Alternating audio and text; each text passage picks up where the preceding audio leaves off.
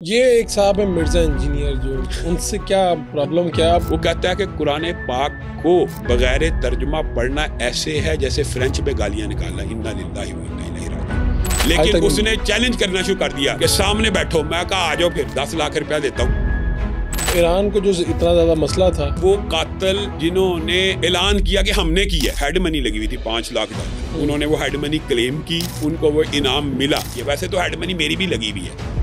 مسئلہ آج ختم کر دیں اس پوڈ کاسٹ میں کہ یہ عورت کی حکمرانی سے کوئی مسئلہ ہے۔ کو ایجوکیشن جو ہے اس کے بارے میں آپ کی رائے کیا ہے؟ اگر عورت گائناکالوجسٹ نہیں بنے گی تو عورت مسلمان کا پردہ کیسے محفوظ رہے گا؟ اگر عورت ٹیچر نہیں بنے گی، نرس نہیں بنے گی، یہ شعبے تو وہ ہیں جو قرآن و سنت سے عورت کے اوپر فرض ہے تعلیم حاصل کرنا۔ آج کل ہوا کہ بھائی وظائف بتائے جاتے ہیں کہ اگر آپ نے ویزا لگوانا ہے تو یہ وظائف۔ ڈاکٹر عفان کینسر کا مریض ہے، اس نے کہیں میرا وظیفہ سنا، 4 سٹیج کا کینسر اس کا ریورس ہو گیا۔ اب میں ایک بات کرنے لگوں، میری گستاخیوں کو معاف کر دیجیے گا، کوئی ایسی بات، ڈاکٹر سمیہ علیہ کرام ان کی ایک اپنی سیاست ہے۔ اول تو میں بھی عمران خان سے متاثر تھا۔ میں نے خان صاحب سے ایک بات کی، مولویوں کو تو آپ چاہتے ہی نہیں اپنے ساتھ چلانا۔ ایسے لگتا ہے جیسے مذہبی سیاسی جماعتیں کہیں سکڑ گئی ہیں۔ پاکستان میں آپ بابو کو، بی بی کو، جرنلوں کو، ٹیکنوکریٹس کو، ہر چیز کو آزما چکے ہیں، مولوی کو آزمانے میں کیا مسئلہ ہے؟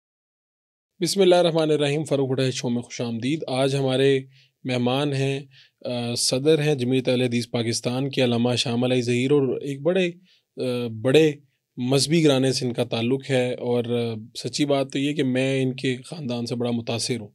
تو میں آج ان کی زندگی کی کہانی، اور انہوں نے سیاسی جماعت بھی بنائی، یہ سارا سفر ان سے آج پوچھیں گے۔ بہت شکریہ آپ کا جناب، آج آپ نے وقت دیا۔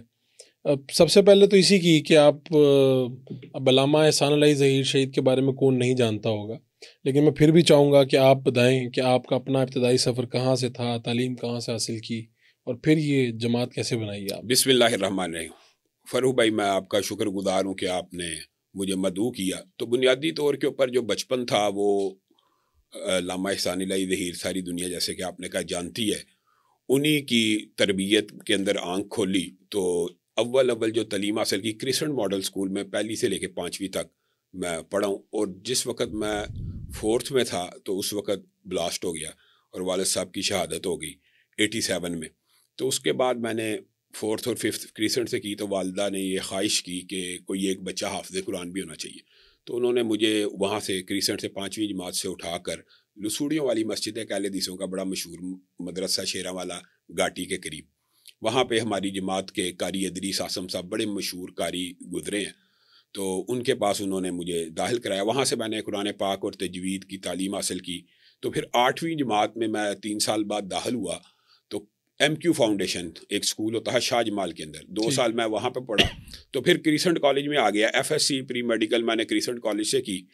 تو اس وقت ڈاکٹر بننے کا بڑا، آپ کو پتہ ہے اس عرصے میں بڑا کریز ہوا کرتا تھا، تو کچھ نمبر ڈاکٹر یعنی MBBS کے اندر جو داخلے کی ریکوائرمنٹ تھی اس سے کم آئے، تو میں نے سوچا BSc زولوجی باٹنی سٹیٹ میں دوبارہ کر کے گورنمنٹ کالج سے تو دوبارہ ڈاکٹر بنیں گے۔ BSc کے بعد بھی تب داخلے ہوا کرتے تھے، تو FSC کرسنٹ سے کرنے کے بعد BSc zoology botany state government college میں داخلہ لیا۔ تو اس کے بعد ظاہر ہے لائف کے اندر کچھ تبدیلی اور تغیر ایسا ہوا کہ میں نے یہ سوچا کہ دنیاوی تعلیم کے ساتھ ساتھ دینی تعلیم کو بھی، حفظ قرآن تو ابتدائی تعلیم تھی، تو میں نے جامعہ رحمانیہ اہل حدیثوں کا بڑا مشہور مدرسہ گارڈن ٹاؤن، وہاں پہ مولانا رمضان سلفی صاحب کے پاس، مولانا شفیق مدنی صاحب کے بعد میں نے دانو تلمس کو 2 سال طے کیا ایکسکلوسیو طور کے اوپر، اور اس کے بعد میں نے گریجویشن کے بعد MA میس کمیونیکیشن یہاں پنجاب یونیورسٹی سے کیا، اور اس دور کے اندر یہاں کے جو اساتذہ تھے، ڈاکٹر مسکین علی حجازی صاحب اور ڈاکٹر مغیث صاحب اور شفیق جلندری صاحب، پروفیسر حسن اختر ناز صاحب، یعنی سارے جید جو مانے تانے وہ یہ صحافت کے نام تھے، وہ سارے، ان سے میں نے میتھ کمیونیکیشن میں یہاں پہ ماسٹرز کیا، تو میرا داخلہ مدینہ یونیورسٹی میں بھی ہو گیا۔ تو میں 2 سال پھر مہد اللغہ مدینہ یونیورسٹی سے پڑھ کے آیا، اور وفاق المدارس کی تعلیم، دینی تعلیم ساتھ ساتھ جاری رکھی۔ اس کے بعد 1 ماسٹر 2 ماسٹر 4 میرے پاس ماسٹرز کی ڈگریاں تھی، پھر LLB کا شوق چرایا، وہ بھی کر لی۔ تو ہمارے جو اول دور تھا نا، میرا رول نمبر 1 تھا، میں نے PhD کے اندر پنجاب یونیورسٹی میں اپلائی کیا، لیکن ہمارے اس دور میں نا فاروق بھائی ماسٹرز کا کریز ہوا کرتا ہے، کس کے 6 ماسٹرز ہیں، کس کے 4 ماسٹرز ہیں، کس کے 5، ڈبل MA کا ایک بڑا کنسیپٹ تھا۔ تو وہ PhD اس ٹائم نہیں کی، لیکن بعد میں خیال آیا کہ یہ اب پی ایچ ڈی بھی کر لینی چاہیے. پھر میں نے ایم فل کیا سرگودا یونیورسٹی سے، اور اب پی ایچ ڈی کر رہا ہوں یو ایل یونیورسٹی سے. الحمدللہ پی ایچ ڈی کا جو کورس ورک وغیرہ سارا مکمل ہے، تھیسس مکمل ہو چکا ہے، اب صرف انشاءاللہ اس کا مناقشہ باقی ہے. تو 5-6 ماسٹرز کیے ہیں آپ نے. جی جی. میرے خیال علامہ ابتسام علیہ ظہیر ان کے بھی کافی درجنوں ہیں. ان کے 10 سے زیادہ. 10 سے زیادہ. جی جی.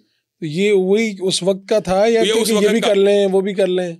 بس آپ یہ سمجھیں کہ والد صاحب نے اصل میں ساتھ کیے ہوئے تھے، تو وہ ایک، اور ہمارے دور میں یہ آپ کو پتا بھی کریز بھی ہوتا تھا، ٹرینڈ بھی یہ تھا. ماسٹرز کی اہمیت ڈاکٹر سے بھی زیادہ ہوا کرتی، پی ایچ ڈی تو ہوتے ہی نہیں تھے. تو حالانکہ 2003 کے اندر میرا رول نمبر 1 آیا پنجاب یونیورسٹی میں جو پی ایچ ڈی کے لیے، تب ایم فل بھی نہیں تھا ہوتا. ایم اے اسلامیات اور ایم اے عربی جس نے کیا ہوتا اس کو ڈائریکٹ پی ایچ ڈی میں داخلہ مل جاتا ہے. لیکن خیر وہ سفر بھی اللہ نے اب آسان کر دیا. یہ اب آپ نے ساری جو باتوں میں ایک بات بتائی کہ آپ کلاس 4 میں تھے جب والد صاحب کا یہ واقعہ ہوا، کیا تھا، کیسے ہوا، اور بعد میں کیا کو پتہ چلا کہ کون لوگ تھے اس میں؟ اور فاروق بھائی یہ تو بہرحال آپ تو اس وقت بہت چھوٹے تھے. نہیں میں آپ کو بتاتا ہوں، آپ نے یہ سوال کر لیا. یہ تو سوال کچھ لوگ یعنی اتنا عجیب طریق کا ایک باب ہے کہ ہمارے خاندان کے لیے تو ظاہر ہے کہ والد کی حیثیت اور ہوتی ہے، وہ لوگوں کے لیے تو علامہ احسان الہی ظہیر سے، ہمارے تو والد سے، ہمارے لیے تو یہ بہت بڑا سانحہ تھا رات کو جس وقت بم بلاسٹ کی خبر آئی وغیرہ. لیکن جس سوال کی طرف آپ نے اشارہ کیا، یہ ایک پاکستان کی تاریخ کا اتنا بڑا سانحہ کہ پہلا بم بلاسٹ تھا پاکستان میں. آپ کو پتہ ہے پہلا بم بلاسٹ ریموٹ کے اس حساب سے ہوا. تو ان کے قاتلوں کو تو ویسے پکڑ لینا چاہیے تھا، اور پھر وہ قاتل جنہوں نے اعلان کیا کہ ہم نے کیا ہے، وہ تصور نقوی وغیرہ تھے لڑکے، یہ انجینئرنگ یونیورسٹی کے جنہوں نے بم بنایا، اور انہوں نے یعنی کلیم کیا، اور انہوں نے ایران جا کے فاروق بھائی وہ منی کلیم کی جو والد محترم کے اوپر ہیڈ منی لگی ہوئی تھی ایران کی طرف سے، ہیڈ منی لگی ہوئی تھی $5 لاکھ. 5 لاکھ ڈالر اس وقت لگی ہوئی تھی. اور ان لڑکوں نے یہ بلاسٹ کر کے یہاں سے نہ صرف فرار ہوئے بلکہ وہ ایران پہنچے، انہوں نے وہ ہیڈ منی کلیم کی، ان کو وہ انعام ملا بھی. ہاں وہ ان کو انعام یعنی انہوں نے ریوارڈ کلیم بھی کیا. تو یہ تو ہماری تاریخ کا ایک نہایت سنگین میں کہتا ہوں باب ہے ہمارے ادارے مقتدر حلقے اس دور کے. یہ سوچے ہوا یہ کہ جب بم بلاسٹ ہوا نا اصل میں، تو اس وقت نواز شریف وزیر اعلیٰ تھے اور ضیاء الحق کی حکومت تھی. تو ضیاء الحق کی والد محترم بہت بڑی اپوزیشن تھے، بلکہ اس دور میں آواز ہی ایک تھی اپوزیشن کی. آپ کو پتہ ہے پیپلز پارٹی کو سارا بینظیر بھٹو کو جلا وطن کیا ہوا تھا. تو اس وقت جماعت نے چونکہ ٹارگٹ کیا کہ ضیاء الحق اور نواز شریف کو کہ آپ ہمیں قاتل پکڑ کے دیں. لیکن یہ ایک ٹریجڈی ہے کہ علامہ احسان الہی ظہیر کتنا بڑا لیڈر ہے، اس کے قتل کی FIR بھی ہمیں اس میں ہمیں مدعی نہیں بننے دیا گیا. اسٹیٹ خود بنی؟ اسٹیٹ بھی نہیں بنی. اچھا. جماعت کے دفتر کے ایک چوکی دار کو زبردستی سائن کروا کے اس کی مدعیت میں FIR درج کر لی گئی راتوں رات. آپ کتنے بھائی جو ہیں کتنے؟ ہم 3 بھائی تھے. تو سب سے بڑے کون؟ سب سے بڑے بھائی ابتسام بھائی ہیں. اس وقت وہ کیا ان کی عمر 14 سال تھی، اب وہ بھی 9th میں تھے، کریسنٹ میں ہی تھے. لیکن آپ لوگوں کو گھر سے کسی کو بننے نہیں دیا گیا؟ میرے چچا کو، بہنوئی کو، جو بڑے کسی کو بھی نہیں بننے دیا گیا. جب FIR مقدمہ لے کے گئے کہ ہمیں اس کے اوپر شک ہے، خاندان کے لوگ باہر، تو انہوں نے کہا FIR تو رات کی کٹ چکی ہوئی ہے. کس نے کاٹی ہے؟ جی وہ آپ کے دفتر کا چوکی دار ہے. اور اس سے جب پوچھا گیا تو اس نے بتایا زبردستی میں اس نے کہا کہ مجھے تو لے گئے اور میرا انگوٹھا پیپر پہ لگایا، مجھے تو پتہ ہی نہیں. اچھا وہ جو لڑکے تھے وہ UT کے سے پڑے ہوئے تھے؟ ہاں وہ تصور نقوی وغیرہ جنہوں نے یہ کلیم کیا. اب یہ میں کہتا ہوں کہ انہوں نے ہیڈ منی بھی کلیم کی، وہ تھے یا نہیں تھے یہ تو ایجنسیوں اور اداروں کا کام تھا نا تحقیق کرنے کا. لیکن بہرحال یہ ایک طریقہ ایسا باب ہے. اور فاروق بھائی پھر اس کے اندر ایک جماعتی لیٹیگیشن جو آج تک چلی بھی آ رہی ہے، وہ بھی اس میں ایک عمل دخل ہے کہ اس دور میں FIR کے اندر بہرحال احتجاج وغیرہ کر کے شک کا نواز شریف ضیاء الحق کی طرف جب گئی تو پھر وہ FIR میں سے ان کے نام نکلوانے کے لیے جماعت 2 ٹکڑوں میں بھی تب سے تقسیم ہو گئی. یعنی یہی وہ موقع تھا جب جماعت 2 حصوں میں تقسیم ہوئی. جماعت میں ویسے 2 دھڑے پہلے موجود تھے، لیکن نظریاتی اور اصولی اختلاف اس نقطے کے اوپر ہو گیا. FIR کے اوپر ہوا کہ جو لوگ علامہ شہید کے قاتلوں کی گرفتاری کی تحریک چلاتے تھے انہی لوگوں کو نواز شریف صاحب نے اور جو ان کے حلیف تھے جن کے ساتھ ان کا ساتھ بات ہوا، انہوں نے انہی لڑکوں کو قتل میں نامزد کر دیا کہ یہی اصل قاتل ہیں جو تحریک چلا رہے تھے کہ بھائی قاتل پکڑو. جو قاتل پکڑنے کی تحریک چلا رہے تھے انہی کو انہوں نے کہا کہ ہمیں ان پہ شک ہے. وہ نواز شریف کے ساتھ بات ہو گئی جماعت کے ایک دڑے کی، کہ FIR سے نام نکلوایا جائے گا. تو اس وقت ضیاء الحق اور ان لوگوں کے کیا تھے؟ ظاہر بات ہے آپ لوگ چھوٹے تھے لیکن بتایا گیا ہوگا آپ کو کہ ان لوگوں کا کیا ریئیکشن تھا. ہمارے گھر ضیاء الحق بھی نواز شریف وغیرہ سارے آئے, ان کا ریئیکشن یہی تھا کہ ہم قاتل نہیں ہیں, قاتل جو ہے سب کو پتا. انہوں نے بھی اہل تشیع کی طرف اشارہ کیا کہ قاتل وہ ہیں, ہم نہیں ہیں. لیکن یعنی پروب کر کے کوئی اس کا اگر مثال دینا تصور نقوی تھا, انہوں نے ان کے مطابق وہ تھا, تو اس کو ملک سے فرار کس نے کروایا؟ کیا ملک سے وہ ایران جا سکتا ہے بغیر کسی کے کنسنٹ سے اور اجازت سے؟ نہیں نہ جا سکتا. ضیاء الحق صاحب کے حکم کے بغیر. ضیاء الحق صاحب والد صاحب کا طیارہ نہیں تھے اڑنے دیتے جب وہ زخمی تھے, جب ان کو سعودی بادشاہ یا صدام حسین نے کہا کہ ہم لے کے جاتے ہیں علاج کے لیے, تو وہ راول پنڈی ایئرپورٹ سے طیارہ نہیں تھے اڑنے دے رہے کہ اس کو یہیں پہ علاج کرانا ہے. تو وہ لڑکوں نے احتجاج کر کے طیارہ بھی اڑوایا. تو علامہ صاحب پھر ادھر ریاض میں گئے, وہاں شہادت ہوئی, جنت البقیع میں دفن ہوئے. یہ ایک الگ باب ہے. لیکن یہ جو سارا قتل کا کیس ہے اس کو خراب کیا گیا, بگاڑا گیا. تو اسی دور سے ہم یہ سمجھتے ہیں کہ مرکزی جمعیت کا یہ جو دڑا الگ ہو گیا. ابو کا پہلے بھی مخالف تھا, بعد میں جنہوں نے ساز باز کی وہ اعلانیہ. تو جو مرکزی یہ جو جمعیت اہل حدیث ہے, جمعیت اہل حدیث وہ جماعت ہے جس کی بنیاد علامہ احسان اللہ دیر شہید نے رکھی تھی, اور اسی کا آج میں صدر ہوں. لیکن مرکزی جمعیت ابو جان کے دور میں موجود تھی, لیکن وہ ابو کا مخالف رہا. تو بعد میں وہ لوگ جنہوں نے ساز باز کی وہ مرکزی جمعیت میں چلے گئے. وہ آج بھی اچھا وہ والا ادھر چلے گئے. ہاں وہ سارے ادھر ہی ہیں, آج بھی ادھر ہی ہیں. تو آپ لوگوں کے لیے تو مشکل نہیں ہوتا یہ, یعنی اب آپ نے ایک جماعت آپ کی موجود ہے جمعیت اہل حدیث, اور آپ کہتے ہیں یہ وہی جو میرے والد صاحب نے بنائی تھی, نام بھی وہی تھا, نام بھی وہی تھا, جمعیت اہل حدیث. اور جو دوسری ہے اس کا نام ہے مرکزی جمعیت. مرکزی کا اضافہ ہوا اس میں. نہیں, وہ مرکزی جمعیت نام ابو جان کے دور میں بھی یہ جماعت موجود تھی. اس کے بانی کچھ اور لوگ تھے, پھر پروفیسر ساجد میر صاحب بنے ہوئے تب سے, جب سے یہ شہادت کا واقعہ ہوا. تو یعنی آپ یہ کہہ رہے ہیں کہ چلو جنہوں نے کیا یہ سارا واقعہ وہ تو ذمہ دار تھے, لیکن اپنے بھی کچھ تھے اپنوں نے. میں کہہ رہا ہوں انہوں نے الزام لگایا کہ یہ قاضی قدیر علامہ صاحب کا قاتل ہے, جو علامہ صاحب کے قاتلوں کو پکڑنے کی تحریک چلا رہا ہے. یہ جو قاضی قدیر وہ جو قاضی قاضی عبد القدیر خاموش صاحب کے اوپر یہ الزام لگا دیا پروفیسر ساجد میر صاحب نے. نواز شریف صاحب کے کہنے پہ اخباروں میں فرنٹ پیج پہ اشتہار آئے لاکھوں روپے کے, اور وہ ان کے قریب تھے بہت زیادہ علامہ احسان کے. قاضی قدیر صاحب وہ ان کی یوتھ فورس کے پریزیڈنٹ سے, ظاہر ہے بہت زیادہ قریب تھے. ان کے بیٹوں والا حساب تھے, ہمارے گھر میں ہوتے تھے. اور پھر ان کو وہ نام آنا, وہ بھگتنے پڑی, چیزیں دیکھنی پڑی. ظاہر ہے جب نامزد ان کا نام آیا تو انہوں نے لامحالہ اس وقت کا وزیر اعلیٰ, اس وقت کی پوری, تو ان کو بالآخر ایک دڑا تو چننا تھا, تو وہ بے نظیر بھٹو کی طرف چل پڑے. تو یہ ضیاء الحق صاحب کو, یعنی ایک تو آپ مخالفت والی کہہ رہے ہیں کہ بھی اپوزیشن اس وقت کے علامہ احسان اللہ ظہیر تھے. جی جی. اور جب صدام حسین اور ادھر سے اتنی بڑی یعنی ایک پریشر ہو جاتا ہے نا کہ آپ کو باہر سے کہہ رہے ہیں, پھر بادشاہ, اور وہاں سے پھر بھی یہ آگے سے ریزسٹ کر رہے تھے کہ ان کو جانے نہیں دینا. یہاں سے طیارہ نہیں اڑنے دیا, آپ حیران رہ جائیں گے. یہ پاکستان کی تاریخ کا ایک ایسا باب ہے جس کو کسی نے کھنگالا ہی نہیں. لڑکوں نے باضابطہ طور کے اوپر ایئرپورٹ کے باہر احتجاج کیا, وسیع تعداد کے اندر. جب احتجاج بڑھتا چلا گیا, جب لڑکوں نے یہاں تک کہہ دیا کہ ہم ایئرپورٹ کا کنٹرول سنبھال لیں گے اور شاہ فہد کی ایمرجنسی کال لیں, پھر طیارہ ابو جان سے پھر انہوں نے پوچھا کہ آپ سعودیہ جانا چاہتے ہیں کہ عراق جانا چاہتے ہیں؟ انہوں نے کہا میں سعودیہ جانا چاہتا ہوں. طیارے دونوں اتر چکے تھے, یعنی لینڈنگ کی اجازت دے دی لیکن اڑنے کی اجازت نہیں تھے دے رہے. اور یہ اپنی نوعیت کا ایک واحد واقعہ ہوگا کہ جب کوئی سیاسی مذہبی شخصیت ایسی جس کے لیے دو طیارے یہاں پر آ کے کھڑے ہو گئے, دو مختلف ممالک کے, کہ ہم آپ کو لے جانا چاہتے ہیں. بالکل. اور جب یہ میں آپ کو بتاؤں, ویسے ضیاء الحق صاحب تو ابو جان سے اس لیے بھی خائف تھے کہ جب وہ ضیاء الحق صاحب دورے پہ گئے سعودیہ کے, تو شاہ فہد نے کہا کئی فائب نہیں, میرا بیٹا کیسے؟ انہوں نے کہا آپ کا بیٹا؟ انہوں نے کہا احسان الہی ظہیر. تو ضیاء الحق اس وقت بھی, ویسے ضیاء الحق کی اول جو آپ کو پتا بھٹو کے خلاف جو تحریک تھی, اس کے اندر آپ کو پتا تحریک استقلال کے والد صاحب پریزیڈنٹ بھی رہے, یہ وہ. تو اول آپ کو پتا علماء بھی یہ سمجھتے تھے کہ ضیاء الحق شاید ہمارا بندہ نہیں, اس کے علاوہ کہ 90 دن میں الیکشن کرائے گا. 90 دن تو ویسے مذہبی طبقے کا یہ تھا نا کہ بھائی ہمارا بندہ آ گیا. مذہبی طبقہ اس کو اپنا ہیرو سمجھتا تھا, کیونکہ بھٹو کے خلاف تحریک نظام مصطفیٰ کے اندر اس کا کردار بطور ایک ہیرو کے پیش تو ہوا. بالکل. تو وہ ابو جان ابو جان کا بھی یہ خیال تھا شاید یہ 90 ڈیز کے بعد الیکشن آئے گا, لیکن پورے 90 دن بعد ابو جان نے اس کی اپوزیشن سٹارٹ کر دی. اس نے وزارت بھی ابو کو تھوڑی دیر مشیر بھی بنائی رکھا, وزارت کی آفر کی. اب ان کا یہ نہیں ہو سکتا, 90 دن کے ہیں, اس کے بعد الیکشن ہونا چاہیے. ماشاء اللہ کہ آپ کو پتا وہ فطری طور کے پر جمہوری ذہن کے بندے تھے.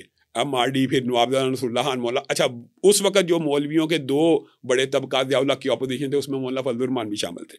آپ کو پتا ہوگا جماعت اسلامی اور دیگر مذہبی جماعتیں ضیاء اللہ کی حمایتی ہوگی، ان دونوں نے اپوزیشن کی، تو ان کا رجحان ٹوٹل ایم آر ڈی کی طرف سے ہو گیا. تو ضیاء الحق بنیادی طور پہ ابو کو اپنی اپوزیشن سمجھتا بھی تھا، اور اس دور میں ان کے اتنے بڑے جلسوں سے وہ خائف بھی تھا، لیکن کیا اس قتل میں ملوث ہے یہ تو اللہ جانتا ہے. اور لیکن آپ نے کہا اصل گیم تب ہوئی جب شاہ فہد نے کہا کہ بھائی میرے بیٹے کا کیا حال ہے، تو انہوں نے کہا کہ اس کا اثر رسوخ اتنا زیادہ. وہ تو اس بات سے تو وہ پہلے بھی خانہ کعبہ کے اندر دوران طواف ایک دفعہ اس نے ابو جان کو پکڑ کے کہا یار میری مخالفت کیوں کرتے ہو، کہا اسلام کا، میرے والد صاحب نے کہا آپ اسلام کا نام لینا چھوڑ دیں، آپ کی مخالفت چھوڑ دوں گا. کہتے یار اسلام کا نام لینے کے اوپر کہہ رہے ہو، کہا کہ آپ اسلام کا نام استعمال کر رہے ہیں بطور ایک مذہبی ٹول کے، آپ اسلام چاہتے نہیں ہیں، آپ اسلام کا نام لیں میں آپ کو ایک عام سیاستدان کی طرح ڈیل کروں گا، لیکن آپ یہ کہیں گے میں خلیفۃ المسلمین ہوں اور میں اسلام نافذ کرنا چاہتا ہوں، اور پھر سود کی شکیں اور پھر شریعت کے اندر زکوٰۃ کے معافی کا ایک خاص طبقہ فکر کا. اس دور میں آپ کو پتا یہ بھی رفٹ بہت زیادہ ضیاء الحق صاحب نے از خود شروع کی تھی شیعہ سنی کی. یہ بھی تو ایک 3-4 عناصر ضیاء الحق صاحب نے پاکستان میں پلے تو کیے ہیں نا، شیعہ سنی کا رول، ایک مہاجروں کا اور غیر مہاجر کا، تو پھر یہ 2-3 کارڈ سے تو اس دور کے اوپر اس چیز کے اوپر ابو ریزسٹ کرتے تھے کہ یہ کام نہ کرو. اور اس طرح آپ کو لگتا ہے یہ سب کچھ اس لیے کیا جا رہا تھا کہ میرا اقتدار بڑھتا رہے؟ تو وہ 90 دن کہہ کے 10 سال گزار تو گئے ہیں، تو یہی تو گئے ہیں، ظاہر ہے وہ گزار گئے. ان کا پیچھے تو ان کی انٹینشن حکومت کی طوالت کی. مجھے بتائیں مشرف کا کیا قصور تھا؟ مشرف نے بھی یہی کام کیا، اپنے اقتدار کو طوالت دینے کے لیے قافلی کھڑی، مطلب یہ تو کرتے ہیں مارشل لا. مجھے ویسے لگتا ہے کہ مذہبی طبقہ بڑا مظلوم ہے بہت، یعنی یہ لوگ امیدیں لگاتے ہیں، بالکل یہ سپورٹ کرتے ہیں، جب بندہ آتا ہے بالکل تو پتا چلتا ہے کہ یہ تو سب سے زیادہ مذہبی طبقے کو اڑا کے رکھ دے گا، اور کھلونے یعنی کھلونوں کی طرح یوز، ٹیشو کی طرح. تو وہ ابو جان بہرحال اس مزاج کے بندے نہیں تھے کہ میں اس کے ہاتھ سے یوز ہو جاؤں، اور وہ انہوں نے شدید قسم کی اس کی اپوزیشن کی ہے. اور لوگ جانتے ہیں آج بھی ان کی تقریریں سن کے، ان کی تقریر اگر چلائی جائے تو کئی دفعہ اکاؤنٹ بین ہو جاتا ہے جو جرنیلوں کے خلاف ہیں. تو ایران کو جو اتنا زیادہ مسئلہ تھا بہت ان کے ایران کے جو بنیادی طور پہ ابو کے ساتھ خمینی صاحب نے جب $5 لاکھ کا اعلان کیا تھا ان کی ہیڈ منی کا، وہ ابو جان نے کتابیں لکھی تھی شیعہ و سنہ، شیعہ و اہل بیت، شیعہ و القرآن، شیعہ و تشیع. اگر آج بھی آپ پڑھیں، میں آپ کے لیے ویسے کتابوں کا تحفہ ان کے علاوہ بھی ویسے وہ کتابیں موجود ہیں عام دکانوں پہ موجود ہیں، آج بھی آپ پڑھیں، ان میں خلاف کوئی بات نہیں. ان میں صرف یہ بتایا گیا کہ اہل تشیع کی کتابوں میں یہ لکھا ہے، اہل سنت کی کتابوں میں یہ لکھا ہے، بس. اس بنیاد پہ پھر وہاں سے اعلان آتا ہے $5 لاکھ. اس کی وجہ آپ کو میں ایک اور حیرت انگیز بتاؤں گا، شیعہ و سنہ ایک کتاب کی وجہ سے عالم عرب میں لاکھوں کی تعداد میں جو شیعہ و سنی بھی کنورٹ ہوئے. اور پھر وہ دور تھا عراق ایران وار کا، تو صدام حسین نے ابو جان کی کتابیں بہت زیادہ پبلش کر کے فری عربی میں ڈسٹریبیوٹ بھی کی، جس سے اہل سنت کی تعداد میں یعنی شیعہ کنورٹ ہونا شروع ہو گئی. تو یہ تو ایک شیعہ ایران کے لیے بہت بڑی صدمے کی بات تھی. تو اس وجہ سے انہوں نے ہیڈ منی کا اعلان کیا. ویسے تو ہیڈ منی میری بھی لگی ہوئی ہے. اچھا، ہاں جی، یہ بھی ایک دلچسپ واقعہ. یہ کہاں وہیں سے؟ اور کتنا آپ کا؟ اتنا ہی ہے، $5 لاکھ ہی. تو پھر تو آپ سیکیورٹی وغیرہ یہ وہ سیکیورٹی ادارے دیتے ہیں. تو بات یہ ہے کہ ہم تو اداروں سے ہی کہہ سکتے ہیں نا. اچھا، تھریٹ لیٹر بھی ادارے جاری کرتے ہیں، تو سیکیورٹی بھی اب دینا انہی کا کام ہے. اور میں تو یہ کہتا ہوں کہ آپ ان کو پکڑتے کیوں نہیں؟ ویسے اللہ کا شکر ہے کہ پیچھے الحمدللہ پاکستان کے جو ادارے ہیں انہوں نے ایک پورے گینگ کو جو اسیسینیٹ کرنا چاہتا پکڑا. آپ کے لیے جو آئے تھے ان کو پکڑ لیا، ان کو کیفر کردار تک بھی. پلان کیا تھا ان کا اسیسینیشن کا ہی؟ کس طرح سے؟ یعنی وہ لاہور کے اندر جو لکشمی چوک ہے وہاں پہ آ چکے تھے ہوٹل، انہوں نے بک وغیرہ کرا لیے ہوئے تھے کہ مسجد کے اندر دوران جمعہ اٹیک کرنا ہے. تو بہرحال وہ پکڑے گئے، اللہ کا شکر ہے. لیکن اب پتہ نہیں، یہ نہیں، میں یہ کہنا چاہتا ہوں کہ وہ پکڑے گئے ہیں تو ان کے پیچھے بھی الحمدللہ میں اداروں کے اس رول سے مطمئن ہوں کہ انہوں نے آج خود پکڑا. میں نہیں، مجھے تو کیا پتا تھا، بعد میں بتایا گیا، بعد میں نہیں، ساتھ ساتھ بتاتے گئے کہ یہ آپ کو تھریٹ آیا، یہ ہم نے بندے پکڑ لیے ہیں، یہ ان کو ہم نے یہ پیش کر ٹریس کیا نا کسی طرح، کال یا کسی طرح سے پتہ چلا کہ اس کے بعد انہوں نے سیکیورٹی بہرحال کچھ نہ کچھ تو کی ہوئی ہے. قادیانیوں کی طرف سے یار ہیڈ منی لگی ہوئی ہے. حالانکہ وہ جو حملہ ہوا ان کے اوپر لاہور کے اندر، اس کے اندر انہوں نے میرا نام لگا دیا کہ میں نے کروایا. تو مطلب یہ تو ویسے اب آپ تو ایک سیاسی مذہبی جماعت کے سربراہ ہیں، تو ظاہر ایسا کوئی یعنی کوئی ونگ ایسا نہیں ہے. فاروق بھائی ایک بات بتائیں، میں پیغام پاکستان کا جو وہ منشور ہے اور سب سے پہلا فتویٰ پاکستان کے اندر دینے والا میں ہوں کہ کسی مسلمان کو کافر کہنے سے، اور یہ میرا فتویٰ نہیں ہے، یہ اصل میں رسول اللہ کی حدیث ہے، کسی مسلمان کو بندہ کافر کہے نا تو اگر وہ کافر نہیں ہے بندہ کہنے والا کافر ہو جاتا ہے، یہ صحیح حدیث ہے، یہ رسول اللہ صلی اللہ. تو فتویٰ تکفیر کے تو ہم ویسے ہی خلاف ہے، لیکن ہمارا مطالبہ یہ بھی ہے کہ اگر ہم کسی مسلمان کو کافر نہیں کہتے تو کیا صحابہ کو کوئی بندہ کافر یا بے ایمان کہہ سکتا ہے؟ نہیں کہنا چاہیے نا. تو عام فہم مطالبہ ہے، یہ مطالبہ تو ہمارا جاری رہے گا کہ اگر سیدنا ابو بکر سے لے کے سیدنا امیر معاویہ تک کوئی بندہ کسی کو بے ایمان کہتا ہے، اور بھائی مسلمان کو بے ایمان کہنے سے بندہ کافر ہے، تو ان صحابہ کو کیونکہ کہنے والوں کو بھی تو پکڑے نا. یہ تو اداروں کی ذمہ داری ہے، ہماری تو نہیں ہے. میں بہرحال اس لحاظ سے اداروں کا شکر گزار بھی ہوں کہ انہوں نے پروب بھی کیا، اور یہ پوری قتل کی جو سازش اس کو بے نقاب بھی کیا. اس کے بعد بھی جو تھریٹ لیٹر آتے ہیں اس کے پیچھے وہ پروب کرتے ہیں. آپ کتنے بھائی ہیں؟ ہم 3 بھائی ہیں. 3 بھائی. تو آپ سب سے چھوٹے؟ میں سب سے چھوٹا ہوں. آپ سے بڑے؟ معتصم الہی. معتصم الہی ظہیر. ہاں جی. اور ان سے بڑے ابتسام الہی ظہیر. معتصم الہی ظہیر صاحب کس جماعت میں؟ ساجد میر صاحب کی مرکزی جمعیت اہل حدیث میں. علامہ شام الہی ظہیر ہیں صدر جمعیت اہل حدیث کے، جو کہ علیحدہ سیاسی جماعت ہے. بالکل. اور ابتسام الہی ظہیر صاحب ابتسام صاحب نے تو جماعتی سیاست چھوڑ دی ہوئی ہے. انہوں نے ایک موومنٹ بنائی ہے قرآن و سنہ تحریک. قرآن و سنہ موومنٹ. یہ صرف مذہبی تحریک ہے؟ مذہبی اصلاحی، مطلب جیسے لوگ تبلیغی ہر لحاظ سے یہ ان کا. انہوں نے پہلے آپ کو یہ بھی بات بتاؤں کہ جمعیت اہل حدیث کے ناظم اعلیٰ ابتسام صاحب بھی رہ چکے ہیں، لیکن انہوں نے جمعیت اہل حدیث کی سیاست چھوڑ دی. اچھا، یہ کب کی بات ہے؟ یہ 2006 سے لے کے 2017 تک. اچھا. اب جب آپ یہ کلیم کریں کہ یہ وہی جماعت ہے جو میرے والد صاحب کی جماعت تھی اور اس کے آپ سربراہ بھی ہیں، تو آپ کے دوسرے سگے بھائی دوسری جماعت کے ساتھ ہوں تو لوگوں کے اندر تو ایک کنفیوژن ہوگی یار کون سی جماعت صحیح ہے. اچھا، یہ بھی بات سن لیں، آپ نے پوچھ لیا چونکہ ڈیٹیل، تو یہ بھی بات بتاتا ہوں. بنیادی طور کے اوپر ہم تینوں بھائی یہ چاہتے تھے کہ اہل حدیث دڑے ختم ہو جائیں. ٹھیک ہے، ایک پلیٹ فارم ہو. اس کی بنیاد کے اوپر ہم نے صلح بھی کی ساجد میر صاحب سے. اتحاد اتفاق کی کچھ شرائط طے ہوئی. بزرگ بیچ میں گرنٹر ڈلے جو ہماری جماعت کے جید علماء آج بھی زندہ ہیں، مولانا مسعود عالم صاحب، ارشاد الحق عصری صاحب، حافظ شریف صاحب. یہ 3 بنیادی کردار تھے. صلح کرا دی، لیکن بعد میں عہد شکنی بد عہدی وہی معاملات ہوئے تو میں نے جمعیت اہل حدیث کو بحال کر لیا. ابتسام صاحب اپنی قرآن و سنہ موومنٹ کی تحریک کو چلا رہے ہیں. تو معتصم صاحب ابھی ادھر ہی، وہ یعنی ہمارے ساتھ نکلے نہیں ہیں. یہ بات ایک نمبر بات. دوسری بات یہ ہے کہ یہ کوئی اچنبے کی بات نہیں ہوتی.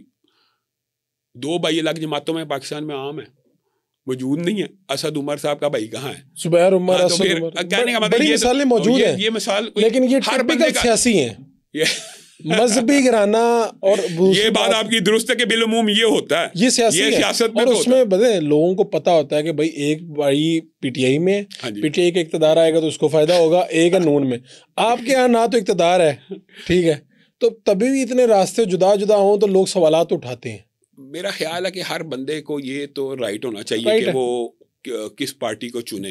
تو معتصم صاحب کو یہ اختیار حاصل ہے کہ وہ اگر سمجھتے ہیں کہ ابھی میں وہاں سے نکلنے کا وقت نہیں آیا تو یہ آپ کا جب معاہدہ ہوا تھا کس سال میں ہوا تھا؟ 2017 میں. اچھا، یعنی آپ صرف ایک جماعت رہ جانی تھی. ہاں، ایک جماعت ہو گئی تھی، مرکزی جمعیت اہل حدیث. ہم نے اس بات کے اوپر اتفاق کر لیا تھا کہ اگر یہ شرائط پوری ہو جائے، ہمارے جو علامہ احسان اللہ شہید کی جمعیت اہل حدیث ہے اس کے دڑے کے اتنے افراد شورا میں آ جائیں، یعنی ایک جو پیکٹ ہوتا ہے وہ معاہدہ آن ہی نہیں کیا گیا، تو میں نے اب جماعت بحال کر لی. اب آپ کی جو جماعت کا آپ صدر ہیں، اس کے علاوہ کیا سیٹ اپ کس طرح سے چلتا ہے؟ الحمدللہ جمعیت اہل حدیث اس ٹائم بلا مبالغہ آپ سوشل میڈیا پہ دیکھ لیں کہ جمعیت اہل حدیث کا یا میرا باقی کسی اہل حدیث لیڈر سے آپ موازنہ کر کے دیکھ لیں کہ لوگ کس کے ساتھ ہیں، عوام کس کے ساتھ ہیں، آپ کی آواز علماء کس کے ساتھ ہیں، یعنی مساجد کس کے ساتھ ہیں. مثلا میں آپ کو ایک بات بتاتا ہوں، 1.5 سال قبل جب میں نے جمعیت اہل حدیث بحال کی، میں نے رکنیت سازی کی مہم نہیں چلائی. لیکن آپ کو میں تحدیث نعمت کے طور پہ بات بیان کرنا چاہتا ہوں کہ 1.5 سال کے اندر شاید ہی پاکستان کی کوئی جماعت ہو جس نے رکنیت سازی کی کوئی کمپین نہ چلائی ہو، اور رجسٹرڈ ممبران از خود آ کے 2 لاکھ سے تجاوز کریں گے. 2 لاکھ رجسٹرڈ ممبران. جب میں نے ابھی بھرپور وہ آواز نہیں اٹھائی کہ میں نے رکنیت سازی خود آپ کے پاس ہے کہ ہم ممبر بننا چاہتے ہیں، ظاہری بات ہے وہ تو سوشل میڈیا کی وجہ سے کہہ لیں، ٹی وی کی وجہ سے کہہ لیں، از خود. اور اس کے علاوہ پاکستان میں 2 کروڑ سے زائد اہل حدیث ہے. فروغ بھائی، آپ کسی بھی اہل حدیث، میں اب میری جماعت کو مائنس کریں، کسی بھی اہل حدیث جماعت کے اسٹرکچر کے بعد چلے جائیں، اس سے پوچھیں یہ 2 کروڑ میں سے کتنے اہل حدیث آپ کے ساتھ ہیں. آپ کو خود اندازہ ہو جائے گا کہ کون سی جماعت اصل ہے اور معاشرے کے اندر، اور عوام کس کے ساتھ ہے، مساجد کس کے ساتھ ہے. اب ہم لاہور میں بیٹھے ہوئے ہیں، لاہور میں اہل حدیث مساجد کی تعداد 1300 سے زائد ہے. آپ چیک کریں کس کے ساتھ ہے. اچھا مجھے تھوڑا سا نا سمجھنے میں ذرا مشکل ہوتی ہے کہ یہ اہل حدیث 2 کروڑ ہیں، 2 کروڑ سے زائد ہی ہیں، جتنی گروہ بندی ان کے اندر ہے نا شاید ہی کہیں ہو. فاروق بھائی سب سے کم ہے. نہیں مجھے اب دیکھیں پتہ نہیں شاید جماعتیں نہیں بناتے باقی لوگ، یعنی اب جو دعویٰ والے ہیں جماعت الدعویٰ والے وہ بھی یہیں سے. نہیں بات سنیں، ہاں اب یہ اب آپ نے جو بات مجھے اس کی تقسیم سمجھاتا ہوں. ہاں تبلیغی جماعت دیوبندی ہے، جمعیت علماء اسلام دیوبندی ہے، وہ تو سیاسی ہوگی. اب بات سمجھیں. ہاں اب آپ نے اس کو تبلیغی کو الگ کیا. تبلیغی صرف سیاسی نہیں ہے نا، وہ ایک مذہبی کام یہی آپ کو سمجھانا ہے. چاہ رہا ہوں. تبلیغی کو آپ نے الگ کر کر دیا. تو جماعت الدعویٰ ایک جہادی تنظیم ہے اہل حدیث ہوگی. پاکستان مرکزی مسلم لیگ وہ جماعت الدعویٰ کا سیاسی ونگ ہے. چلے اس کو اس طرح کرنا میں نہیں وہ اگر آپ مرکزی مسلم لیگ اور جماعت الدعویٰ میں تفریق نہیں کر سکتے. جماعت الدعوہ پہ تو ویسی پابندی، اس کا نام ہی چینج ہو چکا ہے. اب آپ نے خود ہی سمجھ گئے ہیں وہ اصل میں ایک ہی جماعت کا نام ہے. وہ ہم تمام اہل حدیثوں کا ایک جہادی ونگ رہا ہے.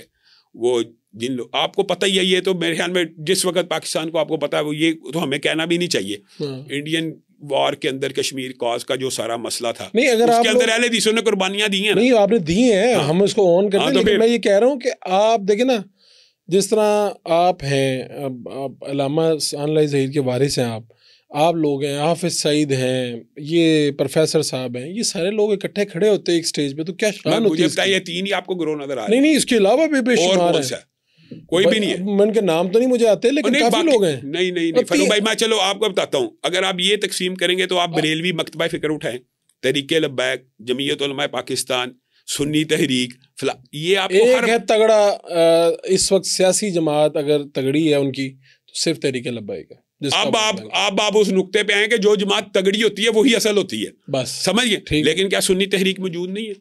کیا نورانی گروپ موجود نہیں ہے؟ جس طرح آپ نام لے نورانی گروپ موجود ہے، ابو الخیر صاحب موجود ہے نا، طاہر القادری صاحب موجود ہے نا، الگ الگ تحریکیں ہیں نا. تو یہ نہیں کیا اسی طرح دیوبندیوں کی الگ الگ تحریکیں موجود ہیں. الیاس گمن صاحب موجود نہیں ہے، موجود ہے نا. یہ نہیں آپ انکار کر سکتے.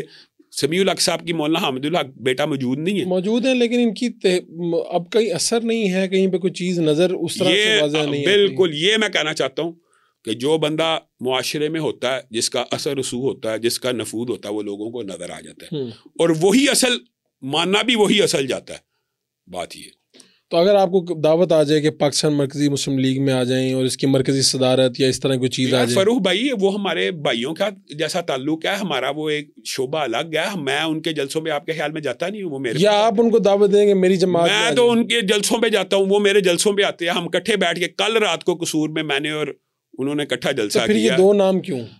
اس کی وجوہات اگر آن لائن اگر آپ چاہتے ہیں تو وہ بھی بیان کر دی جائیں گی. اگر آپ چاہتے ہیں کہ الگ بیٹھ کے آپ کہہ رہے ہیں یہ سارے ہمارے بھائی ہیں، لیکن ہمارا کوئی اختلاف نہیں ہے ان سے کوئی اختلاف نہیں ہے. ان کا ہمارا ویژن ہی فرق ہے. ایک شعبہ تبلیغ، مثال دے رہا ہوں، تبلیغ کا شعبے کو تبلیغی جماعت دیوبند میں لے کے چل رہی ہے. مولانا فضل الرحمان صاحب کا ان سے کوئی اختلاف ہے؟ نہیں. اس طرح ہمارا ان سے کوئی اختلاف نہیں ہے. سمجھ رہے ہیں؟ آپ کہہ رہے ہیں اپنا اپنا شعبہ ہے ان کا، شعبہ ٹھیک ہے. آپ مدینہ یونیورسٹی سے فارغ التحصیل ہیں. اب جو طالب علم مدینہ یونیورسٹی میں جانا چاہتے ہیں وہ کیا طریقہ کار ہے، کس طرح سے ایڈمیشن؟ فاروق بھائی سب سے آسان جو ہوتا ہے ایڈمیشن وہ یہ ہوتا ہے کہ ایف ایس سی کرنے کے بعد یا ایف اے کرنے کے بعد آپ، اب تو اللہ کے فضل سے ساری سعودیہ کی یونیورسٹیاں آن لائن ہو گئی ہیں. پہلے یہ ہوتا تھا کہ میرے تزکیے پہ داخلہ ہو گیا، ڈاکٹر فضل اللہ میرے چچا کے یعنی لیٹر. اب انہوں نے یہ سسٹم رکھا کہ ان لیٹروں کے نمبر کافی کم کر دیے، 5 سمجھے نمبر آ گئے ایگریگیٹ. پہلے یہ ضروری تھے، اب بھی ضروری ہیں. اچھا. لیکن اب ان کا اثر رسوخ سمجھے 10 نمبروں تک محدود ہے. 90% نمبر اب میرٹ کے اوپر آئیں گے. تو 10 نمبر کی اہمیت ہوتی تو ہے، لیکن 5 نمبر کہیں ایک وقت تھا صرف انہی کی بنیاد پہ داخلہ ہوتا تھا. اب داخلہ ہوتا ہے آن لائن. آپ کے اگر 60% سے اوپر مارکس ہیں تو آپ کوئی خاص ایگریگیٹ دے دیا جائے گا. آپ نے حفظ قرآن کیا ہوا ہے، آپ کو 5 نمبر دے دیے جائیں گے. آپ کی 25 سال سے عمر کم ہے، آپ کو 5 نمبر دے دیے جائیں گے. یہ جیسے ہی آپ آن لائن اپلائی کریں گے آپ کو اپنا اسی وقت پتہ چل جائے گا کہ میرا کیا میرٹ لسٹ ہے اور کیا بن رہا ہے. تو اس کے حساب سے اب آن لائن داخلے ہوتے ہیں اور سفارش کا کوئی بڑا کردار نہیں. اب تو سعودیہ کی ساری یونیورسٹیوں میں آن لائن داخلے ہیں, بہت آسان ہے. ابھی آپ آن لائن آپ داخلوں کا وہ پورٹل اٹھائیں, جو بندہ داخلہ لینا چاہتا ہے. ہمارے دور میں داخلے مشکل ہوا کرتے تھے لوگوں کے لیے, اس طرح کے کسی کی سفارش ہوتی تھی تو اس کی بنیاد کے اوپر داخلہ ہوتا. بڑا سخت کرائٹیریا ہوتا تھا کہ ایک بچہ, اس کی تربیت کیسی ہوئی ہے, اس کی نشو و نما کیسی ہوئی ہے, وہ عالم بننا بھی چاہتا ہے کہ نہیں. لیکن اب اللہ کے فضل سے عصری تعلیم کی بنیاد کے اوپر بھی کوئی علم دین حاصل کرنا چاہتا ہے تو اس کو داخلہ مل جاتا ہے. اب میں ایک بات کرنے لگا ہوں, میری گستاخیوں کو معاف کر دیجیے گا. کوئی ایسی بات وہ ہمارے دوست ہیں ڈاکٹر سبیہ علیہ کرام. جی جی, میرا بھانجا ہے, آپ کا بھانجا ہے, اسی لیے میں لبرٹی لے گیا. ان کی ایک اپنی سیاست ہے. نہیں کوئی جو بات نہیں ہے ان کی. میں یہ کہہ رہا ہوں ایک پرسنالٹی کا پیدا ہو جانا, وہ سمجھے میرا بھانجا. آپ یہ سمجھے اگر میں کہوں, مثال دے رہا ہوں, یہاں پہ بیٹھ کر وہ جمعیت اہل حدیث کا رہنما ہے, پھر کوئی آپ کو اس سے اختلاف نہیں ملے گا. نہیں سمجھے, یہ بنیادی طور کے اوپر وہ چونکہ کاروباری سرکل میں کاروبار کر رہا ہے, ہو سکتا ہے ہم بھی اس کے انویسٹر ہو یا اس کے ساتھ ہو, تو کہنے کا مطلب یہ اس کی کوئی الگ جماعت نہیں ہے. اس کی جو سیاست اس نے الگ کرنے کی کوشش کی تھی اس کو ہم نے روک دیا. نہیں, آپ لوگوں کے کہنے بھی رکے یا نہیں؟ میرے کہنے پہ ہی رکا. اچھا, ظاہری بات ہے, کیونکہ وہ پاکستان تحریک انصاف کی طرف جا رہے تھے. ظاہر ہے وہ میرے کہنے پہ ہی رکا. ظاہر ہے وہ بہت زیادہ اس کا رجحان ہو گیا. تو مذہبی جماعتوں کا دیکھیں, اول تو میں بھی عمران خان سے متاثر تھا. عمران خان صاحب نے 2011 کا جو جلسہ تھا اور 13 کے, اس میں مجھے براہ راست کال کی کہ آپ آئیں, تشریف لیں. میں نے خان صاحب سے ایک بات کی تھی, صرف ایک بات. میں کہا میں آپ کے اسٹیج پہ بیٹھ سکتا ہوں؟ کہتے آپ بیٹھیں گے میرے ساتھ؟ میں کہا مجھے بتائیں, بیٹھ تو میں جاؤں گا, میں کیا بیٹھا رہ سکتا ہوں؟ کہتے کیا مطلب؟ میں کہا وہاں پہ موسیقی ہوگی, وہاں پہ آپ گانے سے ابتدا کرتے ہیں, تو مولویوں کو تو آپ چاہتے ہی نہیں اپنے ساتھ چلانا. یہ میں آپ کو فیکٹ بتا رہا ہوں. خان صاحب سے مولویوں کا دور ہونے کی ایک بہت بڑی وجہ ان کی پارٹی کا کلچر تھا. یہ نہیں ہے کہ عمران خان کے نظریات جو بھی ہیں وہ ایک الگ بحث ہے. میں بتائیں ایک عالم دین ہے, چلے میں اپنی جماعت کے شیخ الحدیث جو بزرگ میری جماعت میں 500 شیخ الحدیث ہیں جن کے مدرسے, میں ان کو عمران خان کے اسٹیج پہ لاؤں, وہاں پہ گانا چلنا شروع کیا, میں نے گالیاں کھانی ہیں. ٹھیک ہے, میں نے اپنے مسلک سے گالیاں کھانی ہیں. آپ بات سمجھیں, ہمارا مسلک تو کبھی بھی یہ برداشت نہیں کر سکتا کہ میں ٹی وی پروگرام میں جاتا ہوں نا, تو وہاں پہ کبھی قوالی چلتی ہے, تو وہاں پہ میں صرف مجبوراً بیٹھتا ہوں کہ یار اگر یہاں سے اٹھ گیا تو ہمارے مسلک کی نمائندگی کون کرے گا, یا اسلام پسند و دین پسند ہوگی. لوگ یہ نہیں پسند کرتے, تو ہم کیا ہے خان صاحب کے ساتھ بیٹھے وہاں پہ بنگڑے چل رہے ہیں اور گانے, ہم تو اس کلچر میں رہے, یعنی انکار کر دیا آپ نے. انکار کر دیا. تو وہ سبیل صاحب جب اس کی طرف گئے تو ہم نے کہا یار تمہارا جانا تو ایسا ہی ہے جیسے ہمارا جانا, خاندان کی تو آپ چلے جاؤ گے, نام ہمارا چلا جائے گا. ہاں, تو یہ پھر اس کو روک دیا اس وجہ سے. اور بتایا 2011 میں نے بھی کیا کہا تھا خان. ہاں, تو یہ تو بتائیے اس کو ساری باتیں. تو جو سیاسی جماعتیں ہیں ان کے ہوتے, اب ایسے لگتا ہے جیسے مذہبی سیاسی جماعتیں کہیں سکڑ گئی ہیں, ان کا ووٹ بینک کم ہو گیا, ایسا ہوا ہے؟ فاروق بھائی میں یہ سمجھتا ہوں بنیادی طور کے اوپر ہمارے جو چند فیصلہ ساز لوگ ہیں نا, وہ پگڑی کو اور داڑھی کو ایوان صدر اور ایوان وزیر اعظم اور ایوان اقتدار سے دور رکھنا چاہتے ہیں. میں اس کی ایک مثال دیتا ہوں. جمعیت علماء اسلام نے بلوچستان سے صوبائی اسمبلی کی 11 سے زیادہ سیٹیں جیتی ہیں. ان میں سے آپ کو ایک بھی داڑھی پگڑی والا نہیں نظر آئے گا, وہ سارے سردار ہیں. جو داڑھی پگڑی والے اصل میں جیتے ہوئے تھے ان کو ہروا دیا گیا. آپ بات سمجھ رہے ہیں؟ آپ کہہ رہے ہیں کہیں پہ طے ہو چکا ہے کہ یہ انہوں نے یہ نہیں انہوں نے, یعنی یہ حکمران آتے جاتے ہیں, یہ طے ہو گیا ہر دفعہ. جیسے وہی آپ نے کہا ضیاء الحق کے دور میں پالیسی اور تھی, یہ انہوں نے طے کر لیا کہ پگڑی اور داڑھی والے کو نئی اسمبلی میں آنے دینا. یہ ایک بات کا ان کو وہم ہے. میں یہ سمجھتا ہوں کہ اس وہم کو دور کرنا چاہیے. پاکستان میں آپ بابو کو, بی بی کو, جرنیلوں کو, ٹیکنوکریٹس کو, ہر چیز کو آزما چکے ہیں. مولوی کو آزمانے میں کیا مسئلہ ہے؟ اگر آپ کو داڑھی اور پگڑی سے ڈر لگتا ہے تو آپ اسلام کو لے ہیں کلین شیو ہو کے, مولوی تب بھی آپ کا ساتھ دیں گے. یہ سمجھتے ہیں کہ مولوی, آج مولانا فضل الرحمان صاحب کے اوپر جو سب سے بڑا الزام کیا لگتا ہے, اور کیا مولانا فضل الرحمان صدر بننے کے اہل نہیں ہیں؟ ان کو کیوں نہیں صدر بننے دیا جاتا؟ معاہدے کیے جاتے ہیں, معاہدے کر کے وہ مولانا کو صدر نہیں بننے دیا جاتا. کون روکتا ہے, کون رکاوٹ ڈالتا ہے؟ آپ جو اشارہ کر رہے ہیں وہی فیصلہ ساز لوگ چاہتے ہی نہیں ہے کہ ہمارا یہ امپریشن پوری دنیا کے اوپر جائے کہ مولوی پگڑی اور داڑھی والا بندہ بن گیا. تو ہم تو ان سے پھر یہی اپیل کرتے ہیں, بھائی آپ بغیر داڑھی اور پگڑی کے اسلام لے آؤ. ہر نظام آزما لیا یار, ایک چانس تو اسلام کو فاروق بھائی ملنا چاہیے کہ نہیں؟ جس کی بنیاد کے اوپر ہم نے وطن حاصل کیا, ایک چانس تو دیں. اور اگر معیشت درست نہ ہو. نہیں یہ چانس ان سے نا یہ تو عوام نہیں دے رہی اب چانس, آپ اس کا کیا کریں؟ اچھا یہ جو آپ نے بات کی عوام بھی جب دیتی ہے نا چانس, اس کے بھی ووٹوں کی کیلکولیشن گنتی صحیح نہیں ہوتی. اب آپ نے نام لے ہی دیا, کئی ایسی سیٹیں ہیں. مولانا فضل الرحمان کا بیٹا جیتا ہوا تھا, اس کو ہروا دیا گیا. سعد رضوی صاحب, اختلاف ہو سکتا ہے مسلکی, لیکن اٹک کی سیٹ جیت چکے ہوئے تھے, ہروا دیا گیا. 1 لاکھ سے زائد ووٹ لے کے اگلے کے 1.25 لاکھ شو کر دی. تو یہ میں یہ سمجھتا ہوں, آپ کہہ رہے ہیں جو ڈیو بنتی تھی ان کی وہ بھی نہیں دی, جو ڈیو بنتی ہے وہ بھی نہیں دی جاتی. وہ بھی میں آپ کو چلیے اس کی مثال اپوزٹ یوں سمجھ لیں. عظیم الدین لکھوی صاحب ہیں, وہ ہے پی ٹی آئی کے تھے, لیکن چونکہ مولانا معین الدین لکھوی کے بیٹے ہیں, مذہبی گھرانہ جیت چکے تھے, ان کا رزلٹ روک لیا گیا. وہ تو ہم نے احتجاج کر کے اہل حدیث مسلک نے پورے قصور میں ایک قسم کا دھرنا دے کے, یہ جو خاص طور پہ تحریک لبیک نے ناروال والی جو سیٹ نکالی ہے وہ بھی دھرنے سے ہی نکلی ہے. تو کہنے کا مطلب دھرنے کی وجہ سے وہ سیٹ ہوئی, ہاں وہ بن ہوگی بعد میں. تو پھر آپ نے یعنی تحریک انصاف کے لیے دھرنا دیا تھا؟ یہ میری تو جمعیت اہل حدیث کی جو پالیسی تھی یہ گزشتہ الیکشن میں, وہ تو آزاد تھی کہ ہر علاقے کے جو ضلع کے عمرا ہیں جمعیت اہل حدیث کے, وہ اپنی مرضی سے اپنے حلقے کا فیصلہ بھی کر سکتے ہیں. رانا تنویر صاحب کے حلقے میں جمعیت اہل حدیث نے ان کو سپورٹ کیا, مختلف حلقوں میں مختلف جماعتوں کو سپورٹ کیا. اچھا یہ مسئلہ آج ختم کر دیں اس پوڈ کاسٹ میں کہ یہ عورت کی حکمرانی سے کوئی مسئلہ ہے؟ مریم نواز اگر وزیر اعلیٰ پنجاب ہے تو سب ٹھیک ہے. اچھا مجھے ایک بات بتائی, یہ مسئلہ مجھے تو نہیں ہے نا, یہ مسئلہ تو رسول اللہ صلی اللہ علیہ وسلم بیان کر کے گئے ہیں. میں یہ چاہ رہا ہوں کہ وضاحت سے 14 صدیاں قبل رسول اللہ صلی اللہ علیہ وسلم نے کہا کہ جس قوم کی حکمرانی عورت کے سپرد کر دی جائے گی اس کی کامیابی کا امکان 0 ہے. تو یہ رسول اللہ کا فتویٰ, یہ لوگ سمجھتے ہیں یہ مولوی کہتے ہیں جی عورت کی حکمرانی جائز نہیں, یہ رسول اللہ کہہ کے گئے ہیں. رسول اللہ کہہ کے گئے ہیں, اس کے آگے اچھا یہ ایک بات ہے کہ عورت کی حکمرانی ہونی چاہیے یا نہیں ہونی چاہیے, یہ تو رسول اللہ بیان کر گئے کہ نہیں ہونی چاہیے. لیکن اگر کوئی بن جائے تو پھر کیا کریں؟ اس کا بھی اسلام میں اگر کوئی بن جائے تو اس کے جو مسائل ہیں کہ اس کے خلاف گن نہیں اٹھانی, اس کے خلاف تلوار نہیں اٹھانی, اس کے خلاف اگر آپ نے احتجاج کرنا قانون اور آئین کے دائرے میں رہ کے کرنا, یہ بھی اسلام نے کئی چیزیں ایسی ہیں کہ فلاں شخص دیکھیں فاسق فاجر کو حکمران نہ بناؤ, فاسق فاجر کو بھی نہیں بنانا چاہیے, لیکن اگر بن جائے تو اس کے خلاف گن اٹھانی ہے. نہیں, عورت کی حکمرانی اسلام میں جائز نہیں ہے, لیکن اگر بن جائے تو اس کو قتل بھی نہیں کرنا یا اس کے خلاف گن بھی نہیں اٹھانی. مطلب ہے کہ قانون کے دائرے میں رہتے ہوئے احتجاج کرنا.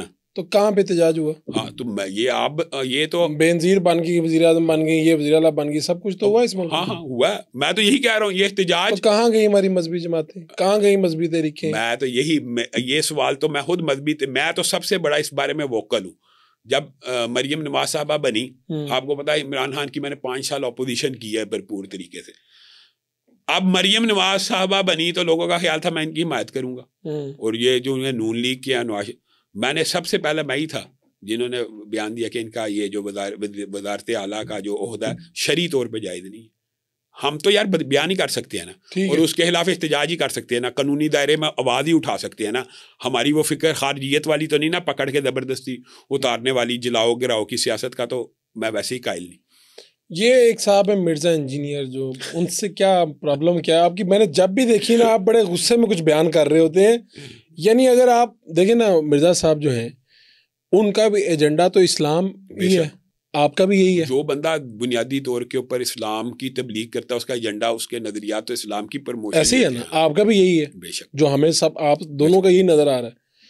تو پھر جب آپ لوگ ایک دوسرے کے بارے میں اتنی اونچی آواز میں اتنی شدت کے ساتھ جب یہ باتیں کرتے ہیں تو آپ کو لگتا ہے کہ اس سے کوئی دین کا فائدہ ہوتا ہے؟ اچھا, میرا تو یہ خیال ہے, میری رائے ہے, غلط ہو سکتی ہے. بالکل درست بات, اس سے تو نقصان ہوتا ہے. چاہیے سوال تو آ سکتا ہے ذہن میں. جو لوگ آپ لوگوں کی باتیں سن کے قریب آ رہے تھے وہ کہتے ہیں یار اگر اسلام کا یہ چہرہ ہے کہ جس شدت سے یہ آپس میں بات کر رہے ہیں, بھائی اختلافات ہو سکتے ہیں, تو مجھے بتائیں اس سے فائدہ ہو رہا ہے یا نقصان زیادہ؟ اچھا اب فاروق بھائی آپ نے اس بات کو سمجھنا ہے, جو بات آپ نے مقدمہ باندھا ہے کتنا خوبصورت ہے. میرا کوئی اس کا شخصی اختلاف ہے یا میری کوئی اس کی جائیداد کا جھگڑا ہے یا میری اس کی کوئی وراثت کی لڑائی ہے, میرے اس کے نظریات کا اختلاف ہے. نظریات کا اختلاف آپ ڈنکے کی چوٹ پہ کر سکتے ہیں. مثلا میرا سب سے پہلا جو اس کے ساتھ اختلاف ہے وہ, چونکہ ہم دباچہ بھی باندھ چکے ہیں, ہمارا انٹرویو شروع اس بات پہ ہوا, جو اصحاب رسول ہیں, رسول اللہ صلی اللہ علیہ وسلم کے ساتھی اہل سنت کا یہ اجماعی عقیدہ ہے کہ یہ معصوم عن الخطا نہیں تھے,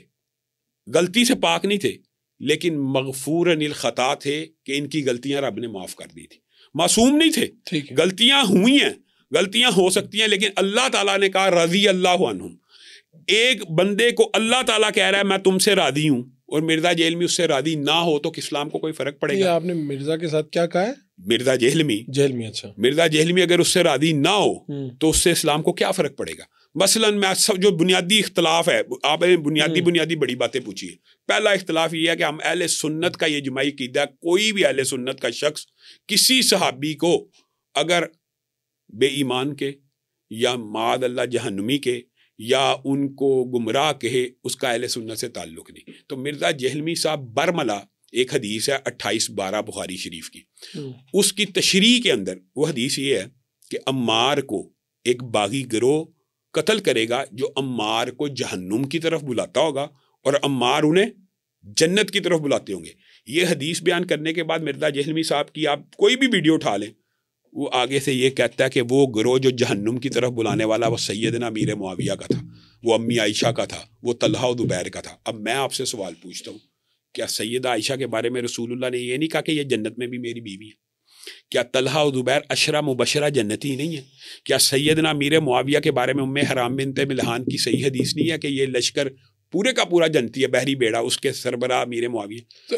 یہ اب میں آپ کی بات سے اتفاق نہیں، میں آپ اگلی بات کرتا ہوں جی. یہ 4 افراد کیا جہنم میں بلانے والے ہیں یا جہنم کی طرف بلانے والے ہیں؟ ہم مرزا صاحب کو کہتے ہیں جو ٹرانسلیشن اور تشریح حدیث کی آپ کر رہے ہیں یہ 1400 سال میں کسی نے نہیں کی. جہنم کی طرف بلانے والے گروہ کے اوپر اجماع امت ہے، وہ خارجیوں کا گروہ تھا. اچھا. وہ صحابہ کا گروہ نہیں تھا، وہ خارجی اس دور کے اندر ایک ہی گروہ تھا صحابہ میں. امی عائشہ کا اور حضرت علی کا عقیدے کا اختلاف نہیں تھا، طلحہ و زبیر کا اللہ رسول کے بارے میں حضرت علی سے اختلاف نہیں تھا، ایک سیاسی اختلاف تھا قاتلین عثمان کے قصاص کے اوپر.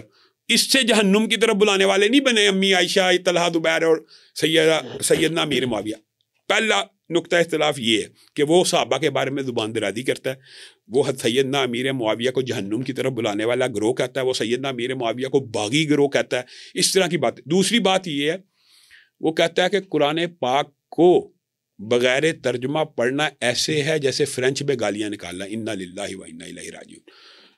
یہ بات کہنا کہ قرآن پاک کو ترجمے سے پڑھو، یہ آپ کو بھی کہنی چاہیے، مجھے بھی کہنی چاہیے کہ قرآن پاک کو یار سمجھ کے پڑھو. لیکن اگر کوئی بندہ یہ دعویٰ کرے کہ بغیر ترجمہ پڑھنا ایسے ہے جیسے فرینچ میں آپ گالیاں نکال رہے ہیں، آپ کو آتا ہی نہیں، تو گالیوں جیسا قرآن پاک. رسول اللہ صلی اللہ علیہ وسلم نے فرمایا کہ قرآن کے 3 حرف ہیں الف لام میم، جو پڑھے گا اس کو 30 نیکیاں ملیں گی. اب فاروق بھائی آپ بتائیں الف لام میم کی ٹرانسلیشن پوری دنیا میں کسی عالم کو بھی آتی ہے؟ کیا نبی بھی بتا کے گئے ہیں؟ کسی کو نہیں آتی، تو اس کو پڑھنے سے 30 نیکیاں نہیں ملتی. تو یہ فرینچ میں گالیاں نکالنا. پھر اس نے کہا کہ رسول اللہ صلی اللہ علیہ وسلم کو معاذ اللہ یہودی کہتے تھے یہ کل کا چھوکرا. دنیا کی تاریخ کی کتب اٹھا لیجئے، کسی یہودی نے رسول اللہ کو چھوکرا نہیں کہا. اس سے بھی برے الفاظ کہے ہوں گے لیکن یہ لفظ نہیں کہی، اس نے من گڑت اور اس ضد پہ اڑ گیا. میرا اول ابتدائی اختلاف تو میں نے اس کو یہی کہا نا آپ یہ واپس لیں. وہ کہتا ہے چھوکرا گالی نہیں ہے اور چھوکرا ایک نارمل ہے. تو پھر میں نے اس کو کہا آپ نے ایک مولوی کے بارے میں کہا تھا کہ فلاں مولوی مجھے چھوکرا کہتا ہے، مجھے گالیاں دے رہا ہے، یہ چھوکرا بد زبانی. آپ اپنی اس بات سے رجوع کر لیں، کوئی غلطی سے نکل گئی. پھر کہتا ہے فلاں تے شاہی کوئی نہیں، فلاں تے شاہی کوئی نہیں. کہتا حضرت حسن کی نا اس حدیث کا آپ کو حیران رہ جائیں گے. حضرت حسن کی میں نے حدیث کا حوالہ دیا کہ سیدنا امیر معاویہ کے ساتھ سیدنا حسن نے جب صلح کی تو ان کے نانا نے ایک حدیث کہی تھی کہ یہ میرا بیٹا سردار ہے حسن، یہ مسلمانوں کے 2 عظیم گروہوں میں صلح کروائے گا. دونوں گروہوں کو مسلمان کا جہنم کی طرف بلانے والا نے کہا، مسلمانوں کے 2 عظیم الشان گروہوں میں صلح کروائے گا. میں کہا حضرت حسن کو اس حدیث کا نہیں تھے پتا، یہ جو فیا باغیہ کی آپ کہتے ہیں جہنم کی طرف، تو اگر جہنم کی طرف بلانے والے تھے حضرت حسن نے ان سے صلح کیوں کی؟ آگے سے کہتا ہے، اور یہ آن دی ریکارڈ آپ چیک کر لینا، میں ذمہ داری سے کہہ رہا ہوں، کہتا ہے رسول اللہ دی حدیث دے کہ حسن تے شاہی کوئی نہیں. آپ یہ دیکھیں یار. پھر کہتا ہے نبی تے شاہی کوئی نہیں، انبیاء تے شاہی کوئی نہیں. یہ آپ نے اختلافات بیان کیے نا، یہ اختلاف جب یہ اختلاف یہ بات جب شروع ہوئی تو آپ لوگوں نے کوشش کی کہ کہیں پہ بیٹھ کے اس کو کیا جائے بجائے پبلکلی؟ بہت زیادہ کوشش کی. کیسے کوشش؟ میں نے تو اس کے جو نمائندے آتے رہے ہیں ان کو سمجھانے کی کوشش کی کہ اس بات کے اوپر رجوع کرے اس بات، لیکن وہ آپ آمنے سامنے کبھی ملے ہیں؟ نہیں ملا. لیکن اس نے چیلنج کرنا شروع کر دیا کہ سامنے بیٹھو. میں کہا آ جاؤ، پھر 10 لاکھ روپیہ دیتا ہوں، کوئی دنیا کا بندہ. مناظرے کا چیلنج. ہاں اس نے ابتدا کی. یہ بھی بات حیران کن ہے، لوگ سمجھتے ہیں، لوگ یہ سمجھتے ہیں کہ میں نے کیا. میں نے کہا مفتی تیق الرحمان علوی صاحب میری جماعت کے نائب ناظم ابو یحییٰ نور پوری صاحب آپ کے ساتھ بیٹھ جاتے ہیں, مناظرہ کر لیں اگر آپ کو مناظرہ کرنا ہے. کہتا ہے لکھوا کے لے آؤ. میں کہا وہ بھی لکھوا لیتے ہیں. کہتا ہے یہ بھی لکھواؤ کہ ہماری شکست فلاں, یعنی مناظرے کی شرائط بڑھاتا اس نے کرنا تو ہے ہی نہیں. آپ کو پتا وہ کسی سے مناظرہ کرنا. اس سے پہلے آپ لوگوں نے کوشش کی کہ بیٹھ کے بات کرتے ہیں, یہ بات پبلکلی اس طرح نہ ہو. کوشش کیا, اور مناظرے کے بعد بھی فروغ بھائی آج آپ کی وساطت سے بھی میں یہ بات کہتا ہوں کہ پاکستان کے اندر جتنے بھی گروہ ہیں, میں یہ بات کہتا ہوں جو مناظرہ کرنا چاہتا ہے وہ مناظرہ کر لے. لیکن اگر کسی کو مناظرے سے اتفاق نہیں ہوتا تو میں کہتا ہوں کہ سیدنا ابو بکر سے لے کے سیدنا امیر معاویہ تک یہ اصحاب رسول جنتی ہیں. اگر کسی کو شک ہے تو مناظرہ چھوڑو, مباہلہ کر لو, بات ختم. اور یہ یعنی یہ اہل سنت کا اجماعی عقیدہ ہے. دیکھیں مجھے اختلاف یہی اپنے آپ کو اہل سنت کہتا ہے نا, مرزا صاحب اپنے آپ کو شیعہ تو نہیں نہ کہتے, اہل سنت کا نمائندہ کہتے ہیں. تو اہل سنت کا اجماعی کہتا ہے کہ وہ صحابہ کی عزت احترام کرتے ہیں اور ان کو برا بھلا نہیں کہتے. آپ پھر اس چادر کو اتار دیں, آپ کھل کے سامنے آئیں, آپ ہر وہ بات کرتے ہیں جو اہل تشیع کے اندر موجود ہے, تو آپ وہ تکیے کی چادر اتار دیں اور آپ کھل کے سامنے آ جائیں. میرا اور اس کے ساتھ کیا جائیداد کا جھگڑا ہونا ہے, آپ ان کو ہمارے سامنے بٹھا دیں, آپ منصف بن جائیں کہ دلائل کی روشنی میں میں آپ کو کہتا ہوں, آپ بتائیں. مولویوں کے درمیان میں نہیں بن سکتا منصف. مولویوں کا ریفری بننا مشکل ہے, بہت مشکل ہے. خیر آگے بڑھتے ہیں. بھائی یہ صرف اختلاف ہے بنیادی نوعیت کی. مجھے تو اس بات سے دکھ ہوتا ہے, یعنی میں آپ سے اور ان سے بالکل میں کہتا ہوں لوگ دین پسند اس بات کو مائنڈ کرتے ہیں کہ یار یہ مولوی, اچھا یہ بات بھی مولویوں کو بھی سمجھنی چاہیے کہ مولویوں کا جو لڑائی جھگڑا ہوتا ہے اس سے لوگ خوش ہوتے ہیں, لڑتے رہتے ہیں, لڑن دیو, اور ان کا مقدمہ تو سٹرونگ ہو جاتا ہے. وہ کہتے ہیں میں کہتا ہوں یہ مقدمہ ہے ہی اس بنیاد کے اوپر سٹرونگ کہ انہوں نہ لے آئیو اقتدار ہی, کیونکہ یہ لڑتے ہیں. یہ بتائیے کہ یہ کو ایجوکیشن جو ہے اب کیا ہے, اس کے بارے میں آپ کی رائے کیا ہے؟ اچھا بنیادی طور پہ فاروق بھائی یہ کو ایجوکیشن کو اور عورت کی تعلیم کو مکس کیا جاتا ہے. میں یہ بات سمجھتا ہوں کہ عورت کی جو تعلیم ہے وہ تو اسلام میں کئی جگہ پہ فرض ہے. فرض کس طرح, اگر عورت گائناکالوجسٹ نہیں بنے گی تو عورت مسلمان کا پردہ کیسے محفوظ رہے گا. اگر عورت ٹیچر نہیں بنے گی, نرس نہیں بنے گی, یہ شعبے تو وہ ہیں جو قرآن و سنت سے عورت کے اوپر فرض ہیں تعلیم حاصل کرنا. لیکن کیا عورت کے اوپر تعلیم حاصل کرنا مخلوط ہی فرض ہے؟ اس کے اوپر ہمارا اختلاف ہے. میں عورت کو مخلوط, عورت کو چھوڑیں, آپ عورت کی بات چھوڑ دیں, میں مرد کو بھی لڑکے کو بھی مخلوط اور بے حیائی کے کلچر میں نہیں تعلیم دلوانے کا حامی. تو اگر میرا یہ حق نہیں ہے کہ میں اپنی بیٹیوں کو باحجاب اچھی اداروں میں بھیجوں, یہ میرا حق ہے. اور یہ میں آپ کو بتاتا ہوں یہ صرف اسلام کا مسئلہ نہیں ہے, لوگوں نے یہ بنایا ہوا ہے. مورمن چرچ ہے, یہودی ہیں, وہ بھی نہیں مخلوط تعلیم کو پسند کرتے. یعنی یہ تو میرا اختیار ہے نا کہ میں اپنی بچی کو نہیں مخلوط تعلیم میں بھیجنا چاہتا. لیکن اگر اویلیبلٹی نہ ہو, یعنی آپ نے تو پھر مجبوری کی بات کی, مجبوری میں تو جائز ہو جاتی ہے, شریعت کے احکامات ساقط ہو جاتے ہیں. لیکن حقیقت بات یہ ہے کہ یہاں پہ انفرادی طور پہ عورت تعلیم حاصل کر سکتی ہے, ان کو کرنی چاہیے. ڈاکٹر بنے, انجینئر بنے, ہر شعبہ تعلیم میں جائے. یہ جو علماء اور مولویوں پہ اعتراض کیا جاتا ہے نا کہ یہ عورت کی تعلیم کے خلاف ہے. واشنگٹن پوسٹ میں امریکہ گیا, وہاں پہ یہی سوال میرے سے انہوں نے پوچھا اور بڑی تفصیل سے.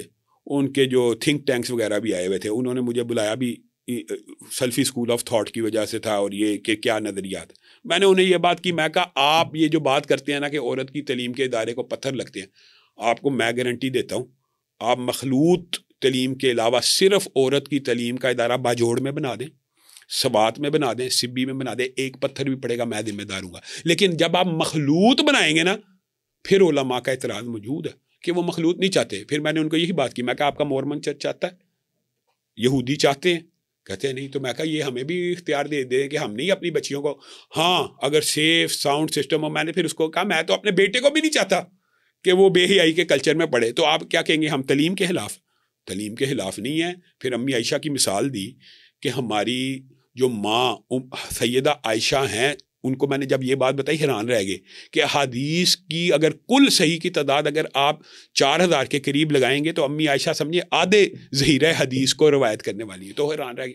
میں کہا سارے صحابہ امی عائشہ کے اسٹوڈنٹ ہیں, ہماری تو اولین ٹیچر ہی عورت ہے, ام سلمہ ہیں, امی عائشہ ہیں, سیدہ فاطمہ. تو حیران رہ گئے. میں کہا یہ مغالطہ اور پروپیگنڈا ہے کہ اسلام عورت کی تعلیم کے خلاف ہے. اسلام مخلوط بے حیائی کے کلچر کے خلاف ہے, عورت کی تعلیم کے خلاف نہیں ہے.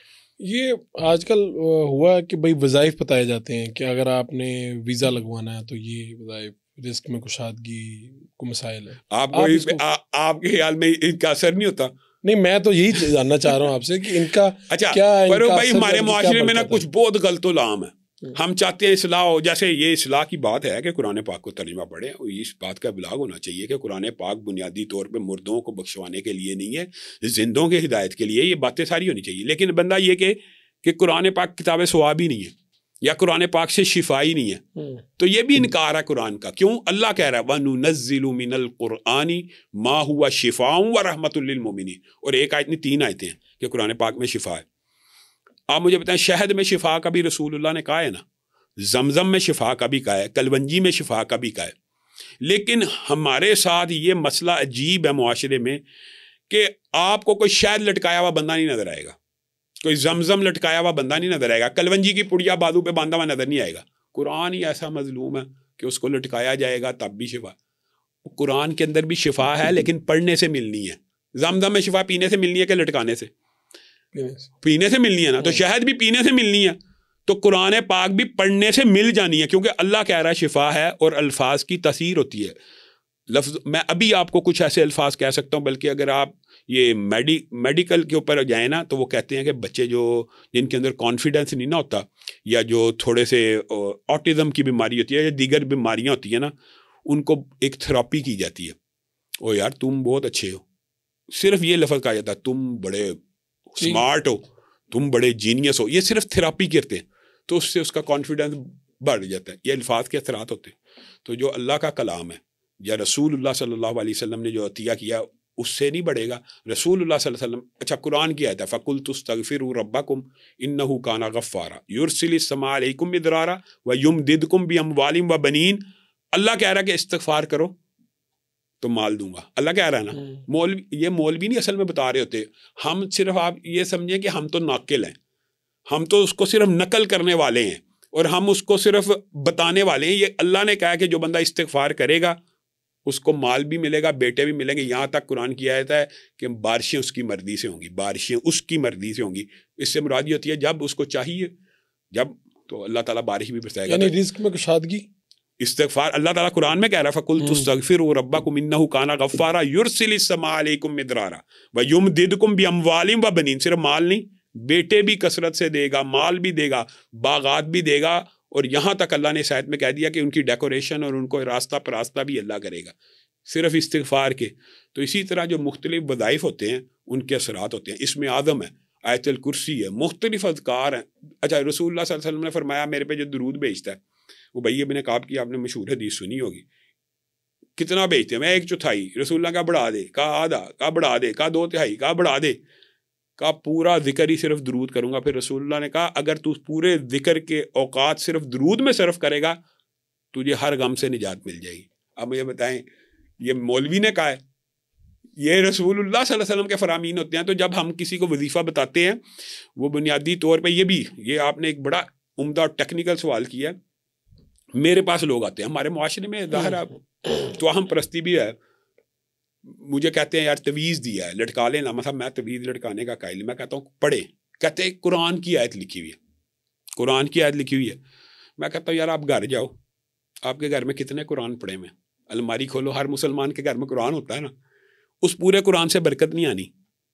پیر نے ایک آیت لکھ دی ہے سرانے کے نیچے رکھنا برکت آ جانی ہے. یہ کیسا عقیدہ ہے؟ تو بنیادی طور پہ جب میں بھی وظیفہ بتا رہا ہوں تو وہ میرا وظیفہ نہیں ہے، وہ اللہ رب العزت نے جو الفاظ بتائے ہیں یا رسول اللہ نے جو الفاظ بتائے ہیں وہ پڑھیں گے تو اس سے شفا بھی ملے گی، رزق حلال بھی ملے گا. اور یہ مسلمانوں کا اجماعی عقیدہ. اور یہ آپ آزما کے دیکھ لیں. مثلا میں نے مختلف جو اذکار بتائے ہیں، آپ کبھی ان کی ویڈیوز کے نیچے کمنٹ دیکھے کہ میں نے یہ ذکر کیا میرا یہ کام ہو گیا. ایک نہیں ہے، دو نہیں ہے، سینکڑوں ہزاروں لوگ آپ کے پاس آتے بھی ہیں، آگے بتاتے بھی ہیں. بہت زیادہ فیڈ بیک ہے. یوٹیوب چینل پہ دیکھ لیں، فیس بک پہ، وہاں پہ رقیہ شریعہ جو کیمپ لگتا ہے مرکز میں فی سبیل اللہ لگاتا ہوں، وہاں پہ 400-500 افراد ایک دن میں آ کے یہ فیڈ بیک ایسا دیتے ہیں. اچھا آپ یہ بتائیں کہ ایک جگر کا کینسر کا مریض، ایک کی بات نہیں، یہ تو 20 ہیں، لیکن وہ ڈاکٹر عرفان کینسر کا مریض تھا. اس کے پاس چلا گیا، 4th سٹیج پہ تھا، اور اس نے کہیں میرا وظیفہ سنا یوٹیوب کے اوپر کہ 41 مرتبہ سورت فاتحہ پڑھو فجر کی 2 سنتوں کے بعد. 4th سٹیج کا کینسر اس کا ریورس ہو گیا. تو ڈاکٹر صاحب نے پھر ویڈیو بنانی پڑی, پھر ویڈیو بنائی, انہوں نے پھر ویڈیو بنائی, وہ پبلک ہوئی. کہنے کا مطلب یہ اس طرح کا فیڈ بیک بھی ہوتا ہے. دیکھیں اس کا مطلب یہ نہیں ہے کہ آپ نے دنیاوی ٹریٹمنٹ نہیں کرانی. پھر لوگ پتہ کیا کہتے ہیں کہ پھر یار سورۃ فاتحہ ہی پڑھتے رہیے, کینسر اسپتال بند کر دیے. یہ بھی جہالت ہے. کیوں؟ جو علاج کروانا ہے نا, یہ بھی رسول اللہ کی سنت ہے. رسول اللہ نے کیا علاج سے منع کیا؟ مادی اسباب سے منع تو نہیں کیا. علاج بالغذا رسول اللہ کی سنت ہے. یہ جو شہد کا پینا ہے یا کلونجی کا کھانا یا دم نے, یہ علاج بالغذا ہے. تو یہ رسول اللہ صلی اللہ علیہ وسلم کی طرف سے اجازت ہے, علاج کروائیں. لیکن آپ 4 سٹیج پہ پہنچ چکے ہیں, آپ کے لیے ہر رستہ بند ہو گیا. یار اب تو اللہ کو آزما لو. ہم تو ان لوگوں کے لیے کہہ رہے ہوتے ہیں کہ کینسر کا وظیفہ یہ ہے, تو لوگ نیچے کمنٹ کرتے ہیں علامہ صاحب پھر اسپتال بند کر دیے. تو آپ کہہ رہے ہیں کہ دنیاوی علاج کروائیں, ساتھ میں وظائف. میں کہتا ہوں آپ دنیاوی علاج سے جب تھک جائیں گے نا, تب بھی آپ کو اللہ کا کلام شفا دے دے گا. آپ اس سٹیج پہ بھی پہنچ جائیں تب بھی شفا مل جائے گی. اور اگر شروع سے کریں گے تو آپ انشاءاللہ بالکل تندرست. یہ ابھی آپ بتا رہے تھے کہ یہ سب کام آپ فی سبیل اللہ کرتے ہیں, تو آپ کا ذریعہ معاش کیا ہے؟ ذریعہ معاش تو اللہ کے فضل و کرم سے جو ہماری فیملی ہے, ہمارا خاندان ہے. اب آپ نے پوچھ لیا تو ہمارا جو فیملی بیک گراؤنڈ ہے, میرے والد صاحب ہے تو عالم اور لوگ سمجھتے ہیں مولوی گھرانہ. اللہ کے فضل سے مولوی ہونے پہ فخر بھی ہے, لیکن ایک کاروباری گھرانہ. میرے دادا کی جو وراثت جب میں تقسیم ہوئی تو الحمدللہ ایک ایک چچا کو 10-10 کروڑ پہ آیا تھا. لیکن ہم تو یتیم پوتوں کا اہل حدیثوں میں حصہ نہیں ہوتا. اچھا, ہاں یہ بھی آپ کو پتا مسئلہ, یتیم پوتے کا حصہ نہیں ہوتا کیونکہ والد پہلے فوت ہو گئے تھے نا. تو دادا کی زندگی میں تو حصہ وراثت اس کو ملتی ہے جو باقی رہ جانے والا ہو. ٹھیک ہے. تو بہرحال الحمدللہ خاندان پورے کا پورا کاروباری تھا. دادا کی بھی جو تھی ملیں تھیں وہ لومیں لگی. اس دور میں ایک مل تھی جو لوموں کی. خود والد صاحب الحمدللہ پراپرٹی کا کام کرتے تھے, کتابوں کا بزنس تھا. میرا جو ذاتی ذریعہ معاش ہے وہ ٹوٹل پراپرٹی کا بزنس ہے. پہلے میری امبرائڈری کی مشینیں تھی, لاہور کا سب سے بڑا یونٹ تھا 2001 میں. جس وقت لاہور میں امبرائڈری کی مشینیں بہت کم ہوا کرتی تھی اور بارودان اور یہ مشینیں بہت مہنگی ہوا کرتی. اللہ کے فضل و کرم سے 2001 سے لے کے 2013 تک سب سے بڑا یونٹ امبرائڈری مشینوں کا چلایا. کاروبار یعنی ذریعہ معاش کاروبار کو رکھا ہے اور تجارت کو رکھا ہے, اور پراپرٹی کا کام ہے. سبیل بیٹے کے ساتھ بھی یعنی ہمارے فیملی کے بہت سے لوگ اس کے ساتھ بھی شراکت دار ہیں. یعنی ہمارا ذریعہ معاش کاروباری انکم جو ہے وہ پراپرٹی سے ہے, تجارت سے ہے, کپڑے کی تجارت سے ہے, مختلف. یہ تو بڑی اچھی بات ہے, لیکن یہ عجیب بات ہے کہ پاکستان میں جو پراپرٹی کا کام کرتا ہے اس کے اوپر شکوک و شبہات جو ہیں وہ بہت زیادہ ہو جاتے ہیں. ہاں, پراپرٹی کا کام پاکستان میں میرے خیال میں تجارت کے فلاپ ہونے کی وجہ سے چلا ہے. تاجروں کے پاس مثال میں اپنی مثال دیتا ہوں. امبرائڈری کا کام کیا 2009 کے بعد 2007 اور 2009 کے درمیان ایسا فروغ بھائی اسلام پایا کہ لوڈ شیڈنگ کا جو پاکستان میں تصور نہیں تھا, اچانک لوڈ شیڈنگ ہونا شروع ہوگی. اب بتائیں ہم وہ امبرائڈری مشین اگر 24 گھنٹے نہ چلتی تو کاروبار نہیں تھا چلتا, پروفٹ نہیں تھا. لوڈ شیڈنگ شروع ہوگی, کیسے چلنی ہے؟ پہلے 2-3 مہینے تو سمجھ بھی نہیں آئی کہ جنریٹروں پہ بھی چل سکتی ہیں. یعنی آپ بات سمجھ رہے. تو ایسے زوال آئے, اور پھر اس کے بعد لیبر کا پاکستان میں ایک بہت بڑا ایشو ہے. جو بھی بندہ انڈسٹری لگاتا ہے اس کو لیبر کے بہت زیادہ مسئلے مسائل اور ان کی بلیک میلنگ کا سامنا کرنا پڑتا ہے. تو پراپرٹی اس لحاظ سے بہت ایک ایزی سورس آف انکم بن گیا. پلاٹ لینا ہے, کچھ دیر کے لیے روک لینا, وہ آٹومیٹک بڑھ جانا ہے. پلاٹ لینا ہے, گھر بنا دینا, اس کی قیمت بڑھ جانی ہے. تو یہ آسان روزی کی وجہ سے پاکستان میں پراپرٹی کا بزنس آسان روزی اور سیف اس وجہ سے کہ پلاٹ لیا تو میں نے اپنے نام ہی کرانا, وہاں پہ کاروبار کرو, تجارت کرو, لوگوں کے پاس پیسے پھنستے ہیں تو لوگ اس کی طرف متوجہ ہوئے ہیں. لیکن میں آج بھی تجارت کو بہتر سمجھتا ہوں, لیکن یہ بات حقیقت ہے کہ ہمیں بھی نفع زیادہ پراپرٹی سے ہوا. اور یہ جو فائلیں ہیں ان کے کام کو اب ٹھیک سمجھتے ہیں؟ میں ان کے کام کو جو ہے نا مضمون شریعت, میں نے کیا سمجھنا, یہ رسول اللہ بیان کر کے جو فائل ہوتی ہے نا مضمون سے مراد ہوتی ہے اردو میں ضمانت شدہ, گرنٹڈ. سمجھ گئے نا, یعنی گرنٹڈ کوئی ایسی کمپنی جیسے DHA ہے یا بحری نام لے لیتے ہیں, ضمانت ہے کہ اتنے پیسے دیے ہیں تو اس فیسیلیٹی کے ساتھ اس لوکیشن کا پلاٹ مل جائے گا, یہ تجارت جائز ہے. ٹھیک ہے.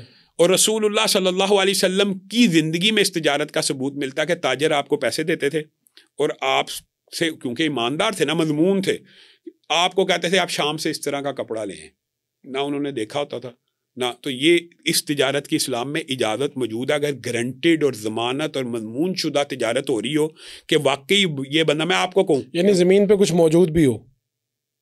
اس کو ہی مضمون کہتے اسی ہیں کو کہیں گے نا. اسی کو گرانٹیڈ کا مطلب ہی یہ فائل کیا ہے؟ دیکھیں جو مثال دے رہا ہوں ڈی ایچ اے وغیرہ کی مضمون کمپنیوں کی فائلیں ہیں ان کی تجارت تو ہوگی جائز, اور جو مضمون اور ضمانت شدہ نہیں ہے اور جن کی بیک اینڈ پہ کوئی چیز نہیں ہے وہ حرام ہے. سمجھ گئے نا, یہ تو ایک آبویس بات ہوگی. یہ جو کرنسی پیپر ہے اس کو علماء نے جب جائز قرار دیا کس بنیاد پہ دیا؟ یہ جو کرنسی پیپر ہے یہ ایکچوئل منی تو نہیں ہے, یہ گارنٹیڈ ہے, یہ ضمانت شدہ ہے کہ اگر کبھی کچھ ہو گیا تو 5,000 کے بدلے میں 5,000 کا مال اسٹیٹ بینک دے گا. یہ بتائیں کہ بٹ کوائن وغیرہ, بٹ کوائن کے اوپر تو میرا جو جتنا بھی مطالعہ ابھی تک ہے اور اس حوالے سے بڑی بحثیں بھی ہوئی, میں بٹ کوائن کو ابھی تک مضمون اور گارنٹیڈ اور جائز نہیں سمجھتا. جب واقعتاً اس کے پیچھے کوئی ایسی چیز آ جائے گی کہ ایک بندہ چاہے تو اس کو اس کے پورے وہ مضمون شدہ ضمانت شدہ مال مل جائے گا, تب شاید یہ بھی جائز ہو جائے. ابھی یہ جائز نہیں ہے. بہت تنقید ہوتی تھی کہ یہ مولانا حضرات پہلے کہتے تھے جناب تصویریں نہیں بنوانی, سامنے نہیں آتے تھے, اور ایک لمبے عرصے تک ایسا ہوا کہ کچھ جو ہمارے فروغ بھائی یہ بھی علماء کی تصویر کہ تصاویر ان کی نہیں آتی تھی, یا لوگوں کو پتہ ہی نہیں ہوتا تھا, نام پتہ ہوتا تھا بالکل ٹھیک ہے پچھلے کچھ سالوں میں, لیکن اب تو ایسا ہوا کہ تقریباً جتنے بھی لوگ ہیں یہ ہوئے. اور بعد میں جو ہمارے مذہبی طبقہ انہوں نے تسلیم کیا کہ بھئی اس ویڈیو کی اس تصویر کی زیادہ ضرورت ہے, لیکن اب بھی تنقید ہوتی ہے. لوگ کہتے ہیں یہ تو لاؤڈ سپیکر, تصویر, اور بعد میں پہلے سائنس کو مانتے نہیں ہیں اور پھر اسی سائنس کا سب سے زیادہ فائدہ یہی اٹھاتے ہیں. فروغ بھائی بنیادی طور پہ نا یہ بھی ایک بہت بڑا پروپیگنڈا میں یہ سمجھتا ہوں. علماء میں 2 اسکول آف تھاٹ ہمیشہ رہے ہیں, ایک قدامت پسند روایت پسند, اور ان کو بھی میں تان و تشنیع یا نقد کا نشانہ نہیں بنانا چاہتا. لیکن ایک بات میں آپ کو کہنا چاہتا ہوں, جو تصویر کے قائل نہیں تھے وہ آج بھی نہیں قائل. ان میں سے بعض ہو گئے ہوں گے, جیسے ابھی آپ نے کہا کہ بالکل نہیں تھے آتے کچھ آگے, لیکن جو نہیں قائل وہ آج بھی نہیں قائل, اور جو لاؤڈ سپیکر کے نہیں تھے قائل وہ آج بھی نہیں قائل. یہ بات ذہن میں رکھے, جو قائل تھے وہ تب بھی قائل تھے اور آج بھی قائل ہیں. دیکھیں میں تصویر کو حلال 100% اس لیے سمجھتا ہوں کہ رسول اللہ کی حدیث اٹھائیں, اس میں جو مصور کی مذمت ہے وہ ہاتھ سے بنائی گئی تصویر کی ہے کہ وہ اللہ تعالیٰ سے تخلیق میں مشابہت کر کے اللہ کے چہرے بنائے ہوئے ہاتھ سے بنا رہا ہے. اب مجھے بتائیں اس تصویر کا جو مصور ہے وہ کون ہے؟ وہ کیمرہ مین ہے, اس نے بنائی ہے. یہ تو عکس ہے, یہ انسان کا اپنا عکس ہے, جیسے شیشے میں انسان دیکھتا ہے. تو اس لیے شرعی طور پہ ہے تو ہم اس کی قباحت سمجھتے ہی نہیں. اب کون ہے ویسے جو ابھی بھی تصویر نہیں بنا رہے؟ کچھ لوگ ہیں, میں اگر میں جاننا چاہوں. علماء کا ایک بہت بڑا گروہ ہے جو آج بھی تصویر کو کچھ 2-4 نام لیے جا سکتے, برا تو نہیں لگے گا, یہ تو ان کو مناسب لگے گا. میرا خیال ہے نہیں کہنا چاہیے. کچھ لوگ مثال چلے لاؤڈ سپیکر کی حرمت, آپ چلے جائیں ریونڈ میں, آج بھی آپ کو جو حرمت کے قائل ہیں وہ لاؤڈ سپیکر میں نہیں نماز پڑھاتے نظر آئیں گے. لیکن مجھے ان کے اوپر میں ان کے اوپر قدغن نہیں لگا رہا, لیکن ہم اس میں ریزن کیا ہے, لاجک کیا ہے اس میں؟ تصویر کے اوپر تو لاجک یہی تھی کہ مصور اور وہ, اور جو لاؤڈ سپیکر ہے وہ یہ کہتے ہیں کہ رسول اللہ صلی اللہ علیہ, چونکہ یہ عبادت کا فعل ہے اذان, اور نماز عبادت کا فعل ہے, اور عبادت کے فعل میں تقلید رسول اللہ کی ضروری ہے کیونکہ توقیفی معاملات ہے اللہ, تو رسول اللہ صلی اللہ علیہ وسلم نے کبھی نہیں دی, تو اس وجہ سے وہ نہیں دیتے. جبکہ اس بنیاد کے ہم, جبکہ ہمارا نقطۂ نظر اس سے مختلف ہے. ہم اس کو میڈیم اور سورس سمجھتے ہیں آواز کو اونچا کرنے کا, اور ہم یہ سمجھتے ہیں ہماری یہی آواز لوگوں تک جاری ہے. اور اگر اس کے اندر موسیقی کا عنصر پیدا ہو جائے, اس کے اندر جو آلات ایسے آواز سواز سوز جو شرعی طور پہ حرام ہے وہ حرام ہے. ٹھیک ہے.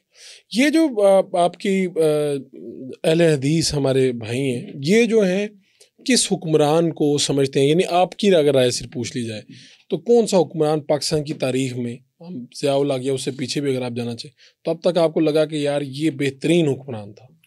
بنیادی طور پہ جو تحریک اہل حدیث ہے نا, اگر آپ من حیث التحریک کے, تو بنیادی طور پہ یہ ایک باغی تحریک کا نام ہے, حریت فکر کا نام ہے, ماشاء اللہ کی مخالفت کی ہے, جمہوری ذہن کے لوگ ہیں ہمیشہ, یعنی جمہوریت پسند ہوتا ہے بنیادی طور کے اوپر.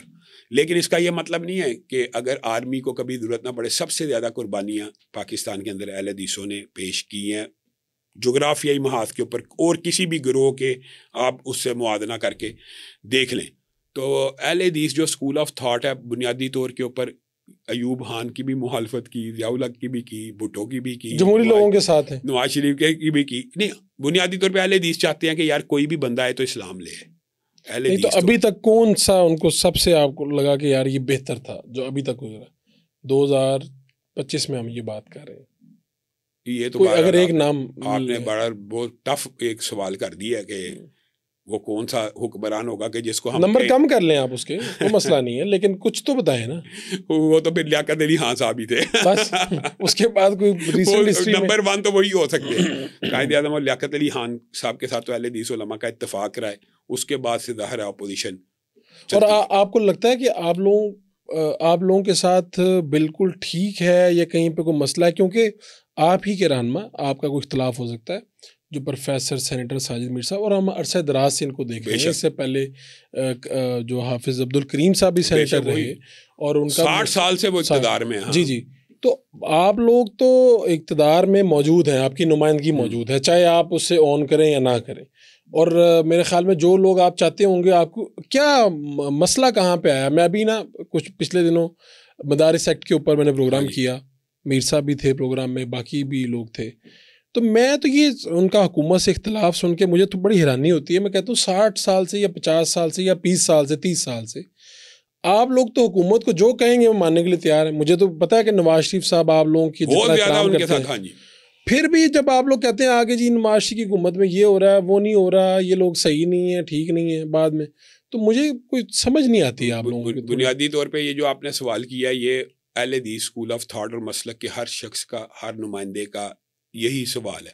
بنیادی طور پہ اہل حدیث اسکول آف تھاٹ ان کو اپنا نمائندہ تسلیم بھی نہیں کرتا اور اون بھی نہیں کرتا. جو آپ نے کہہ دیا کہ آپ کریں نہ کریں، لیکن مجھے ایک بات بتائیں، آپ نے جو بات کی ہے، انہوں نے مسلک اہل حدیث کے لیے مثال دے رہا ہوں، آپ یہ نواز شریف کی اگر جعلی اپوزیشن کریں گے تو کیا اہل حدیث قبول کریں گے؟ نہیں کرتے، اور ان کو اون بھی نہیں کرتے. نہیں، عوام بھی تسلیم نہیں کر رہی.